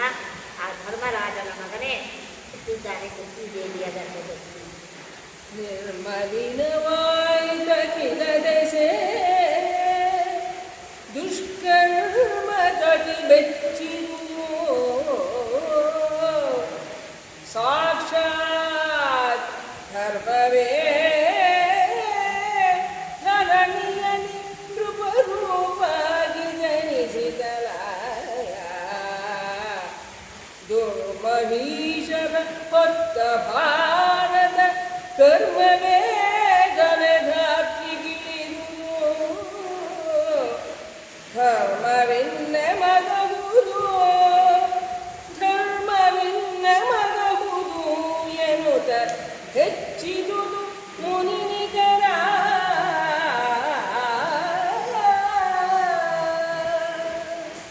ಅಖಿಲ ದೆಸೆ ನಿರ್ಮಲಿನವಾಯಿತು. 10 ದಿಕ್ಕುಗಳು, 8 ದಿಕ್ಕುಗಳು ಆಕಾಶ ಮತ್ತು ಭೂಮಿ ಸೇರಿ 10 ದಿಕ್ಕುಗಳು. ನಿರ್ಮಲಿನವಾಯಿತು ಅಖಿಲ ದೆಸೆ, 10 ದಿಕ್ಕುಗಳು ಶುಭ್ರವಾಗಿ ಆಯ್ತಂತೆ. ಗಾಳಿ, ಮಳೆ, ಮೋಡ, ಸುಂಟದ ಗಾಳಿ ಇಂಥವು ಯಾವುದೂ ಇಲ್ಲ. ದುಷ್ಕರ್ಮ ತತಿ ಬೆಚ್ಚಿದುದು, ದುಷ್ಟತನಗಳು, ಪಾಪಿತನಗಳು, ಪಾಪಗಳೆಲ್ಲ ಬೆಚ್ಚಿದುವಂತೆ. ಇನ್ನು ನಮಗೆ ನಡೆಯೋದಿಲ್ಲ ಅಂತ ಹೇಳಿ, ನಮ್ಮ ಕಾರಬಾರಿನೆಲ್ಲ ನಿಂತು ಹೋಗ್ತದೆ ಅಂತ ಹೇಳಿ ಬೆಚ್ಚಿದುದು ದುಷ್ಕರ್ಮ ಸಮೂಹ. ಸಾಕ್ಷಾತ್ ಧರ್ಮವೇ ಧರಣಿಯಲ್ಲಿ ರೂಪರೂಪಾಗಿ ಜನಿಸಿದ. ಹರಿಶ್ಚಂದ್ರ ಕಾವ್ಯದಲ್ಲಿ ಒಂದು ಮಾತು ಬರ್ತದೆ. ಹರಿಶ್ಚಂದ್ರ ರಾಜ ಅಯೋಧ್ಯೆಯನ್ನು ಬಿಟ್ಟು ಹೋಗ್ತಾ ಇದ್ದಾನೆ. ವಿಶ್ವಾಮಿತ್ರನಿಗೆ ಎಲ್ಲ ಗಮನಿಸಿ ಪುರುಷ ರೂಪಿಂದ ಧರ್ಮವೇ ಪುರುಷ ರೂಪಿಂದ ಹೋಗುತ್ತಿದೆ ಅಂತ. ಧರ್ಮ ಅನ್ನೋದು ಪುಣ್ಯವೇ ಪುರುಷ ರೂಪಿಂದ ಹೋಗುತ್ತಿದೆ. ಈ ಅಯೋಧ್ಯೆಯ ಪುಣ್ಯ ಪುರುಷ ರೂಪದಲ್ಲಿ, ಹರಿಶ್ಚಂದ್ರನ ರೂಪದಲ್ಲಿ ಇತ್ತು. ಹರಿಶ್ಚಂದ್ರ ಇವತ್ತು ಅಯೋಧ್ಯೆಯನ್ನು ಬಿಟ್ಟು ಹೋಗ್ತಾ ಇದ್ದಾನೆ, ನಮಗೆ ಬಿಟ್ಟು ಹೋಗ್ತಾ ಇದ್ದಾನೆ ಅಂದರೆ ಪುಣ್ಯ ರೂಪವು ಪುರುಷ ರೂಪದಿಂದ ಹೋಗುತ್ತಿದೆ. ಪುಣ್ಯವೇ ಹೋಗ್ತಾ ಇದೆ, ಪುಣ್ಯ ದೇವತೆಯೇ ಹೊರಟು ಹೋಗ್ತಾ ಇದ್ದಾಳೆ ಇವತ್ತು, ಹರಿಶ್ಚಂದ್ರ ಅಲ್ಲ ಹೋಗಿದ್ದು ಅಂತಾರೆ. ಹಾಗೆ ಧರ್ಮವೇ ಧರಣಿಯಲ್ಲಿ ರೂಪರೂಪಾಗಿ ಜನಿಸಿ ಒಬ್ಬ ಜೀವ, ಒಂದು ಸಾತ್ವಿಕ ಜೀವ, ಒಬ್ಬ ದೇವತೆ ಈ ಭೂಮಿಯಲ್ಲಿ ಅವತಾರ ಮಾಡಿದ ಅಂದರೆ ಧರ್ಮವೇ ಧರಣಿಯಲ್ಲಿ ರೂಪರೂಪಾಗಿ ಜನಿಸಿ. ಧರ್ಮವೇ ಸಾಕ್ಷಾತ್ತಾಗಿ, ಯಾಕೆಂದರೆ ಯಮಧರ್ಮವೇ ಸಾಕ್ಷಾತ್ತಾಗಿ ಧರ್ಮರಾಜನಾಗಿದ್ದಾನೆ.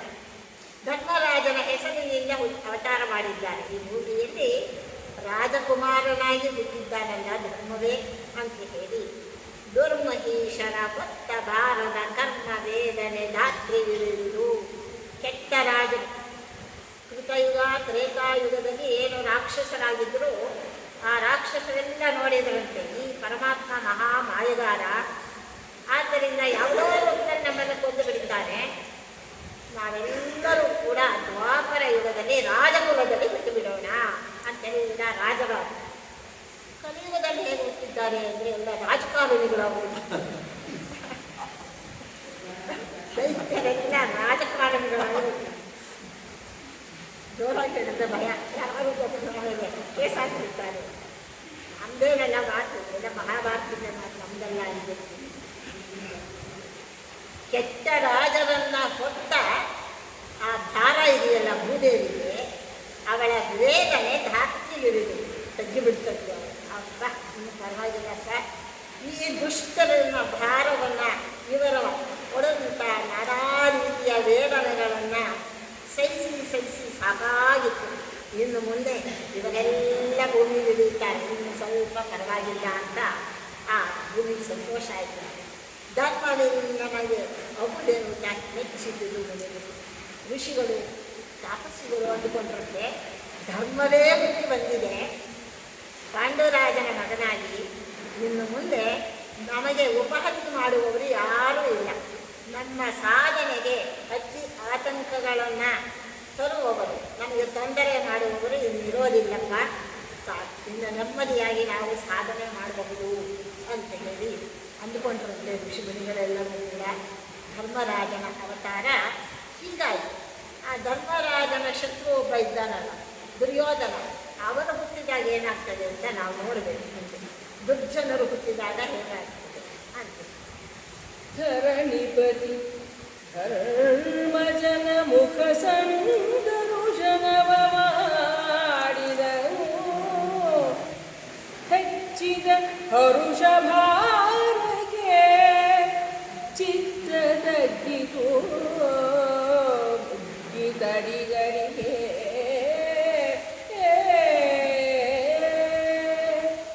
ಹರಿದು ಪುತ್ರೋತ್ಸವದ ನುಡಿ ಗಜಪುರದೊಳಬ್ಬರವಾಯಿತು. ಪಾಂಡುವಿನ ಅರಸಿನಲ್ಲಿ ಸಂತಾನ ಜನಿಸಿದುದು ಎಂದು ಹರಿದು ಪುತ್ರೋತ್ಸವದ ನುಡಿ ಗಜಪುರದೊಳಬ್ಬರವಾಯಿತು. ಜನಜನಿತ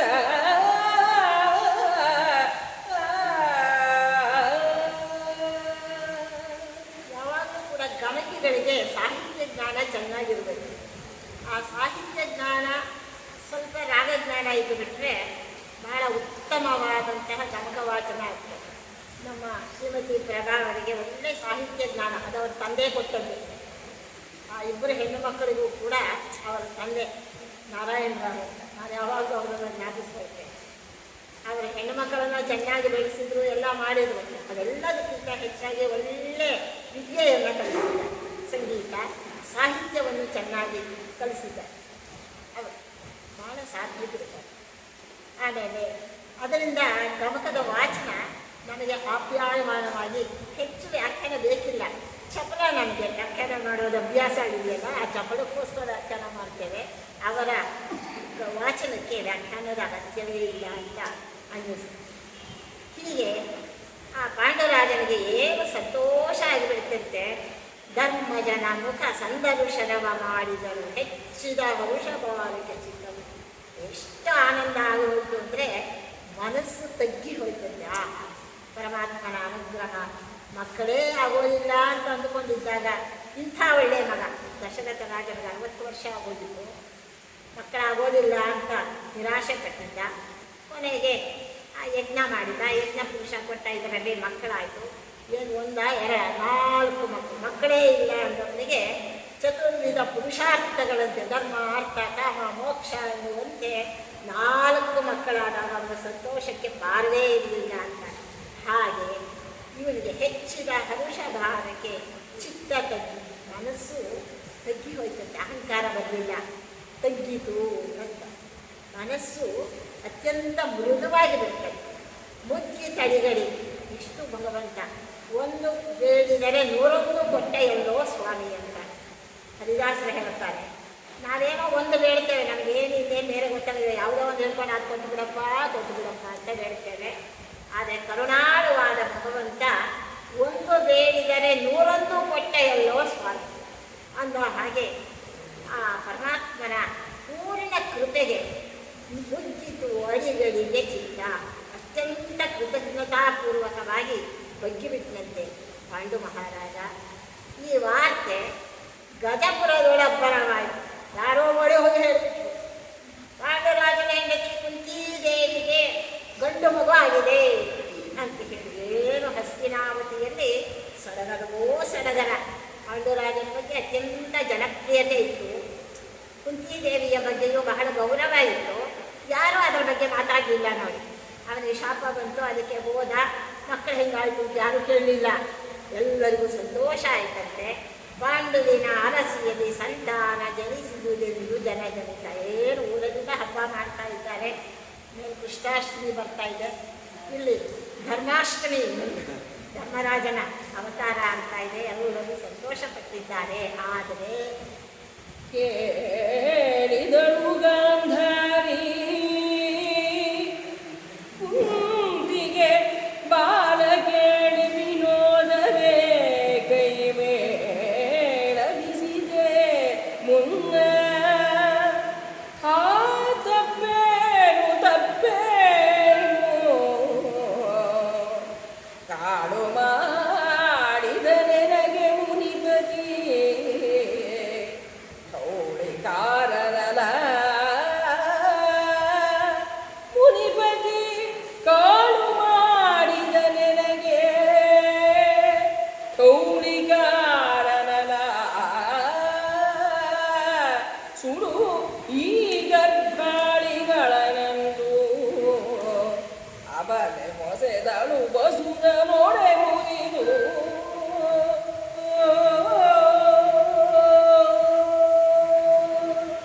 ಗಾಂಧಾರಿಗೆ ಮೊದಲು ಮಕ್ಕಳಾಗಿದ್ದರೆ ರಾಜ್ಯಾಧಿಕಾರ ಅವರಿಗೆ ಬರ್ತಿತ್ತು, ಜ್ಯೇಷ್ಠ ಪುತ್ರನಿಗೆ. ಅವಳು ಗರ್ಭಧಾರಣೆ ಮಾಡಿ 2 ವರ್ಷ ಆಗೋಗಿದೆ, ಇನ್ನೂ ಮಕ್ಕಳೇ ಹುಟ್ಟಿಲ್ಲ.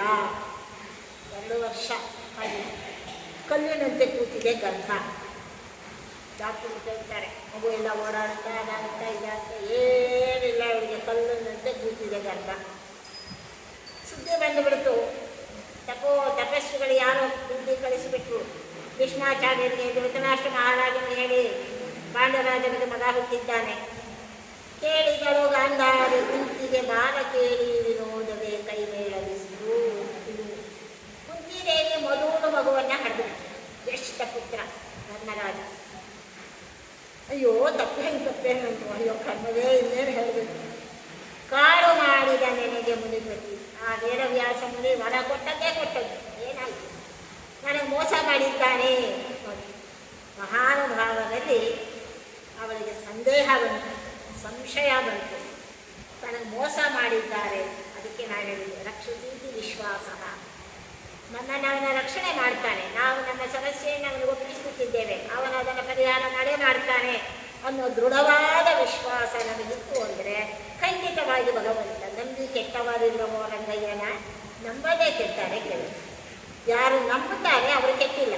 ಎಲ್ಲಾದರೂ ಇತಿಹಾಸಗಳಲ್ಲಿ, ಪುರಾಣಗಳಲ್ಲಿ, 18 ಪುರಾಣಗಳಲ್ಲಿ, ರಾಮಾಯಣದಲ್ಲಿ, ಭಾಗವತದಲ್ಲಿ, ಹರಿವಂಶದಲ್ಲಿ ಎಲ್ಲಾದರೂ ಇದೆಯಾ ದೇವರನ್ನು ನಂಬಿ ಕೆಟ್ಟು ಹೋದರು ಅಂತ? ಎಲ್ಲೂ ಇಲ್ಲ. ಒಂದೇ ಒಂದು ಕ್ರಿಮಿಯಿಂದ ರಾಜ್ಯ ಆಳಿಸಿದ್ದಾರೆ ಭಗವಾನ್ ವೇದವ್ಯಾಸ. ಒಂದು ಕ್ರಿಮಿ ದಾರಿಯಲ್ಲಿ ಹೋಗ್ತಾ ಇದ್ದಾಗ, ಸಂಚಾರ ಮಾಡ್ತಾ ಇದ್ದಾಗ ಒಂದು ಕ್ರಿಮಿ ಓಡಿ ಹೋಯ್ತಂತೆ.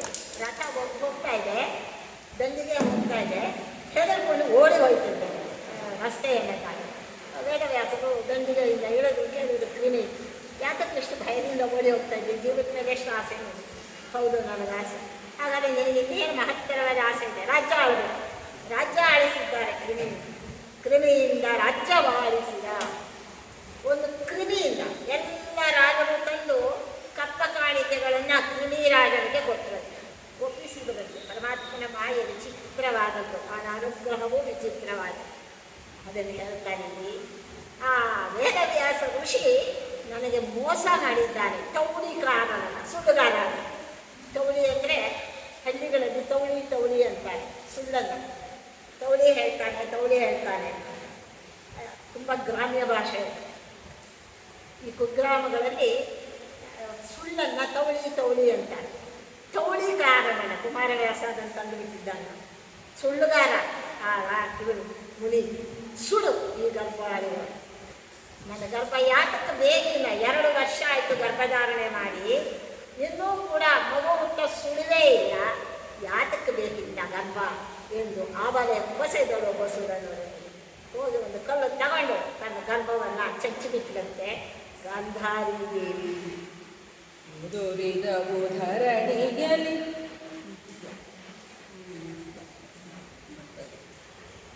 ಧರಣಿಯ ಮುದುರಿದವು ಧರಣಿಯಲಿ ಬಲುಮಾಂಸದ ಸುರಕ್ತದ ಗಟ್ಟಿಗಳು ಹಂಡದ ಸುಡಾಳದ ಜಿಗಿಯ ಬೇಸಿಗೆ ನಿಗರೂರೊಂದು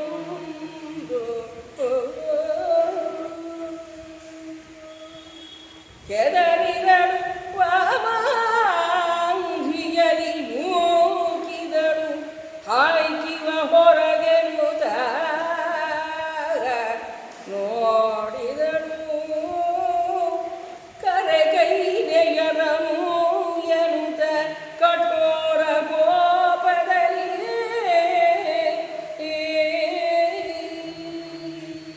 ನಿರ್ದಾಕ್ಷಿಣ್ಯವಾಗಿ ಕಲ್ಲು ತಗೊಂಡು ತನ್ನ ಗರ್ಭವನ್ನು ಚಚ್ಚಿಕೊಂಡು ಬಿಟ್ಟಿದ್ದಾಳೆ. ಧರಣಿಯಲ್ಲಿ ಉದುರಿದುವು ಬರುಮಾಂಸದ ಸುರಕ್ತದ ಗಟ್ಟಿಗಳು, ಮಾಂಸದ ತುಂಡುಗಳು ತುಂಡು ತುಂಡು ತುಂಡಾಗಿ ಎಲ್ಲ ಭೂಮಿಗೆ ಬಿದ್ದುವಂತೆ. ಖಂಡದ ಸುಧಾಳದ ಜಿಗಿಯ ಕೇಸಿಗೆ ನಿಖರ ಮೂರು ತುಂಡುಗಳಾಗಿ ಬಿದ್ದುವು. ವಾಮಾಂಗ್ರಿಯಲ್ಲಿ ಕೆದರಿದರು. ಎಷ್ಟು ಸಿಟ್ಟು ನಿರಾಶೆ ಬಂದಿದೆ ಅಂತಂದರೆ ಅವಳಿಗೆ ಎಡಗಾಲಿನಿಂದ ಅದನ್ನು ಕೆದರಿದಂತೆ. ವಾಮಾಂಗ್ರಿಯಲ್ಲಿ ಕೆದರಿದಳು. ಅಷ್ಟು ಅವಳಿಗೆ ಸಿಟ್ಟು ಬಂದಿದೆ, ನಿರಾಶೆ. ಕೆದರಿದಳು ವಾಮಾಂಗ್ರಿಯಲ್ಲಿ, ನೂಕಿದಳು, ಎಡಗಾಲದಲ್ಲಿ ಒದ್ದು ಹಾಕಿದ್ಲಂತೆ. ಹಾಕಿವ ಹೊರಗೆ ಏಕೆ ಸಾಕು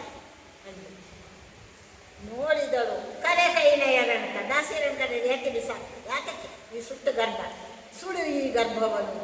ಕಠೋರ ಕೋಪ ಅನ್ನೋದು ಪಾಪದ ನೆಲೆಗಟ್ಟು ಅಂತ. ಕೋಪವೆಂಬುದು ಕೇಳು ಪಾಪದ ನೆಲೆಗಟ್ಟು. ಸರ್ವಜ್ಞ ಕವಿ ಚುಟುಕಾಗಿ ಹೇಳಿಬಿಡ್ತಾರೆ, ಪಾಪದ ನೆಲೆಗಟ್ಟೆ ಅದು ಹುಟ್ಟಿದವರಿಂದ ಪಾಪಿಷ್ಟವೇ.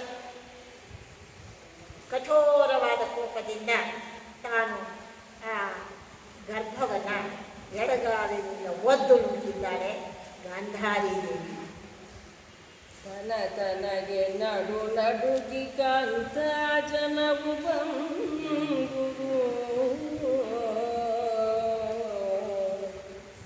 ತಾಯೇ ಬೆಸನೇ ನೆನಲು ಬಿಸುಡಿವನೂರ ಹೊರಗೆ ಎಂಬ ಮುಹೂರ್ತದಲ್ಲಿ ಮುನಿಪ ವೇದವ್ಯಾಸನು ಆಕೆಯ ಮನೆಗೆ ಬಂದನು. ಕಂಡನಿ ಕಾಮಿನಿಯ ಕೋಲಾಹಲವ ಇದೇನೆಂದು ಬೆಸಗೊಂಡ. ಅಲ್ಲಿದ್ದ ದಾಸಿಯರಿಗೆಲ್ಲ ಮೈ ನಡುಕ ಬಂದು ಹೋಯ್ತಂತೆ. ಭಾರತದಲ್ಲಿ, ಮೂಲ ಭಾರತದಲ್ಲಿ ಹೇಳ್ತಾರೆ ಮಾಂಸದ ತುಂಡು ಬಿತ್ತು ಅಂತ, ಇಲ್ಲಿ 100 ಭಾಗ ಅಂತ ಹೇಳ್ತಾರೆ. ಆಮೇಲೆ ವೇದವ್ಯಾಸರು ಅದನ್ನು 100 ಭಾಗ ಮಾಡಿದರು ಅಂತ ಮೂಲ ಭಾರತದಲ್ಲಿ ನಾವು ಅವರೆಲ್ಲ ನಡುಗಿಬಿಟ್ರು ಈ ಗಾಂಧಾರಿಯ ಕೋಪಕ್ಕೆ ಅಥವಾ ಅವಳು ಮಾಡಿದ ಈ ಅಕೃತ್ಯಕ್ಕೆ. ಇಲ್ಲ, ಆ ಕಲ್ಲಿನಿಂದ ಹೊಡ್ಕೊಂಡಾಗ ಮಕ್ಕಳು ಬರಲಿಲ್ಲ, ಮಾಂಸದ ಮುದ್ದೆ ಬಂದು ಬಿತ್ತಲ್ಲ ಅಂತ ಗಡಗಡ ನಡುಗಿದ್ದಾರೆ. ಕಾಂತಾಜನವು ತನಗೆ ನಡುಗಿ ಜನವು ಬಂದು ಎಲ್ಲ ಬಂದುಬಿಟ್ರಂತೆ. ದಾಸಿಯರು ತಾಯೇ ಬೆಸನೆ, ಅಮ್ಮ ಏನಾಜ್ಞೆ, ಏನು ಮಾಡಬೇಕು ನಾವು, ಬಿಸುಡಿವ ನೂರ ಹೊರಗೆ ಯಾಕೆ ಬಿಸಾಕಲಿ ಅಂದರು. ಅದೇ ಸಮಯಕ್ಕೆ ಮುನಿಪ ವೇದವ್ಯಾಸನಾಕೆಯ ಮನೆಗೆ ಬಂದರು. ಯಾರೂ ಫೋನ್ ಮಾಡಲಿಲ್ಲ ಹಿಂಗಾಗಿದೆ ಅಂತ. ಕಾಡಿನಲ್ಲಿ ಮಗು ಹುಟ್ಟಿದೆ ಅಂತೂ ಯಾರೂ ಫೋನ್ ಮಾಡಲಿಲ್ಲ. ನೋಡಿ ಎಷ್ಟು ಬೇಗ ಋಷಿಗಳಿಗೆ ಅವರಿಗೆ ಆ ಜ್ಞಾನವನ್ನು ಹೇಳಬೇಕಾಗಿ. ಇದೇ ಮಹಾಭಾರತದಲ್ಲಿ ಒಬ್ಬ ಪತಿವ್ರತೆ ಧರ್ಮವ್ಯಾಧನ ಕಥೆಗಳು ಬರ್ತದೆ. ಕೌಶಿಕ ಬ್ರಾಹ್ಮಣ ಸುಟ್ಟು ಬಿಡ್ತೇನೆ ಅಂತ ಹೇಳಿ ನೋಡಿದ. ಅಯ್ಯಯ್ಯ ಯಾಕೆ ಹಂಗೆ ಕಂಡುಬಿಡ್ತೀಯ, ತಪಸ್ವಿ ನಾನೇನು ಕಾಗೇನ ಸುಟ್ಟು ಹೋಗ್ಬೇಕು ಅಂತ ಹೇಳಿದ್ರು. ಕಾಗೆ ಕಾಡಿನಲ್ಲಿ ಸುಟ್ಟು ಹೋಗಿದ್ದು ಇವಳಿಗೆ ಹೆಂಗೆ ಗೊತ್ತಾಯಿತು ಅಂತ ಅವನಿಗೆ ಆಶ್ಚರ್ಯ. ಗೊತ್ತಾಗುತ್ತೆ ನನಗೆ, ನಾನೇನು ಹಾಗೆ ಸುಟ್ಟು ಹೋಗೋದಿಲ್ಲ ಅಂತ ಹೇಳಿದ್ರು. ಹಾಗೆ ವೇದವ್ಯಾಸ ಮಹರ್ಷಿಗಳಲ್ಲಿಗೆ ಪ್ರಾಪ್ತರಾಗಿದ್ದಾರೆ. ಮನೆಗೆ ಬಂದನು. ಕಂಡನಿ ಕಾಮಿನಿಯ ಕೋಲಾಹಲವ, ಇವಳು ಮಾಡಿದ ಈ ಅವಾಂತರವನ್ನು ನೋಡಿದಂತೆ. ಕೋಲಾಹಲ ಅಂದರೆ ಏನೋ ಹೊಟ್ಟೆ ಕಿಚ್ಚು ಪಟ್ಟದ್ದೇನು, ಕಲ್ಲಿನಿಂದ ಹೊಡ್ಕೊಂಡಿದ್ದೇನು, ಯಾರನ್ನಾದರೂ ಕೇಳಿದ್ದ, ತನ್ನ ವ್ಯಥೆಯನ್ನು ಹೇಳಿಕೊಂಡ. ದೇವರ ಮುಂದೆ ಅಟ್ಲ ಏನಿಲ್ಲ, ಮಾಡಿದ್ದು ಅವಾಂತರವನ್ನು ಮಾಡಿದ್ದಾರೆ. ಇದೇನಿದು ಕೋಲಾಹಲ, ಏನು ಗಲಾಟೆ, ಏನು ಅಂತ ಬಂದರಂತೆ ಬೆಸಗೊಂಡ. ಮುಂದೆ ಏನು ಮಾಡಿದರು ವೇದವ್ಯಾಸರು? ಅಷ್ಟಾದರೂ ಮಹಾಕರುಣಿಗಳು. ಪರಮಾತ್ಮನ ಆ ಒಂದು ರೂಪ, ಇನ್ನೊಂದು ರೂಪ ವೇದವ್ಯಾಸ ರೂಪ.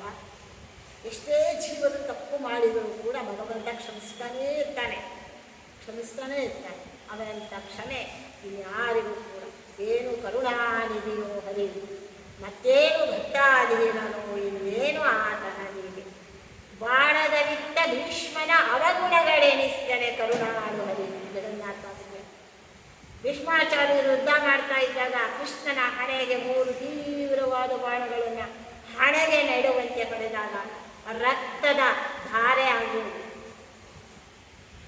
ಎಲ್ಲರೂ ಕೂಡ ಪಂಚಾಮೃತ ಅಭಿಷೇಕ ಮಾಡಿದ್ರೆ ನಮ್ಮ ನಾರಾಯಣದಾಸರು ದೇವರಿಗೆ. ಭೀಷ್ಮಾಚಾರ್ಯರು ಕೃಷ್ಣನಿಗೆ ರಕ್ತಾಭಿಷೇಕ ಮಾಡಬೇಕು. ಆದರೂ ಕೂಡ ಅವರ ಅವಸಾನ ಕಾಲದಲ್ಲಿ ಅವರಿಗೆ ದರ್ಶನ ಕೊಟ್ಟಿದ್ದಾನೆ. ಶಂಖ ಚಕ್ರ ಗದಾ ಪದ್ಮ ಸಹಿತನಾಗಿ ಮಹಾವಿಷ್ಣು ದರ್ಶನ ಕೊಟ್ಟಿದ್ದಾನೆ. ಏನು ಕರುಣಾನಿಧಿಯೋ ಹರಿ, ಮತ್ತೇನು ಭಕ್ತಾದೇನು. ವೇದವ್ಯಾಸ ಮಹಾಕರುಣಗಳು.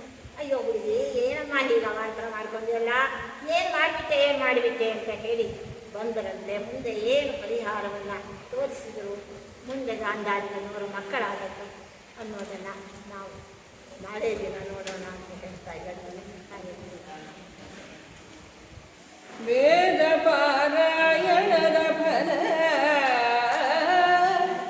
ಗಂಗಾದಿ ತೀರ್ಥ ಸ್ನಾನ ಫಲ, ವತ್ಸಾದಿ ತಪಸ್ಸಿನ ಫಲವು, ಜ್ಯೋತಿಷ್ಠೋಮಯಾಗ ಫಲ, ಫಲ,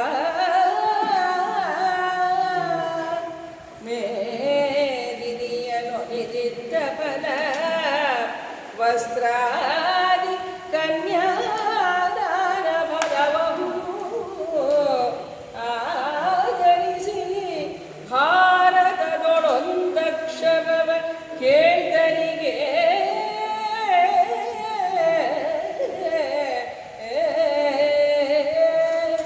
ವೇದ ಪುರುಷನ ಸುತನ ಸಹೋದರನ ಹೆಮ್ಮಗನ ಮಗನ ತಳೋದರಿಯ ಮಾತುಳನ ರೂಪನವು ಅತುಳ ಭುಜ ಬಲದಿ ಕಾದಿಗೆಳೆದನ ಅಣ್ಣನ ಅವ್ವೆಯ ನಾಗುನಿಯ ಜಠರದಲ್ಲಿ ಜನಿಸಿದ ಅನಾದಿ ಮೂರುತಿ ಕೃಷ್ಣ ಸಲಮೋ ಗರುಗಿನ ವೀರ ನಾರಾಯಣ.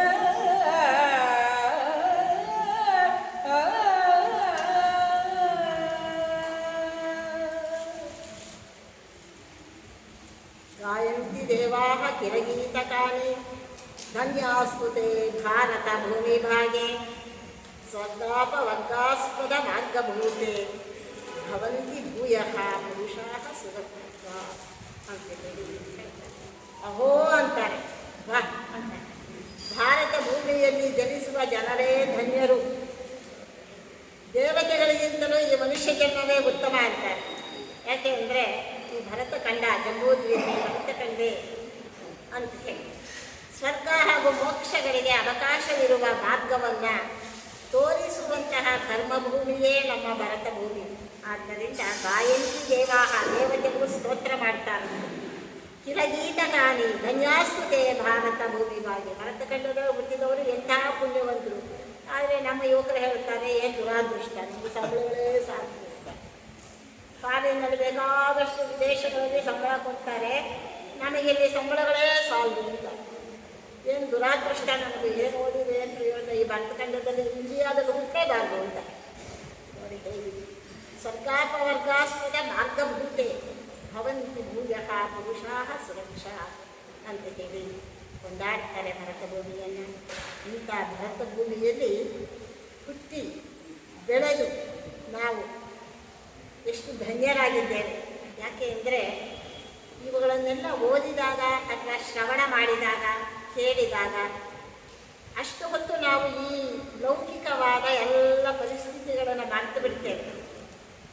ನಮಗೆ ನಿಜವಾದ ಆನಂದವನ್ನು ಕೊಡ್ತಾರೆ. ಅಷ್ಟು ಹೊತ್ತು ನಮ್ಮ ರೋಗ ರುಜಿನ ಎಲ್ಲ ಮರೆತು ಹೋಗ್ತದೆ. ಮನೆಗೆ ಹೋದಲ್ಲೆಲ್ಲ ಅಂದ್ಕೊಳ್ಳೋದು. ಯಾರೋ ಗಂಗಾ ನದಿಯಲ್ಲಿ ಸ್ನಾನಕ್ಕೆ ಇಳಿದ, ಆಮೇಲೆ ಎಲ್ಲ ಪಾಪಗಳು ಹೋಗ್ತವೆ ಗಂಗಾ ಸ್ನಾನ ಮಾಡಿದರೆ. ಗುರುಗಳನ್ನು ಕೇಳಲ್ಲ, ಗುರುಗಳೇ ನನ್ನ ಪಾಪ ಇಲ್ಲ ಹೋಗಿದ್ದ ಅಂತ.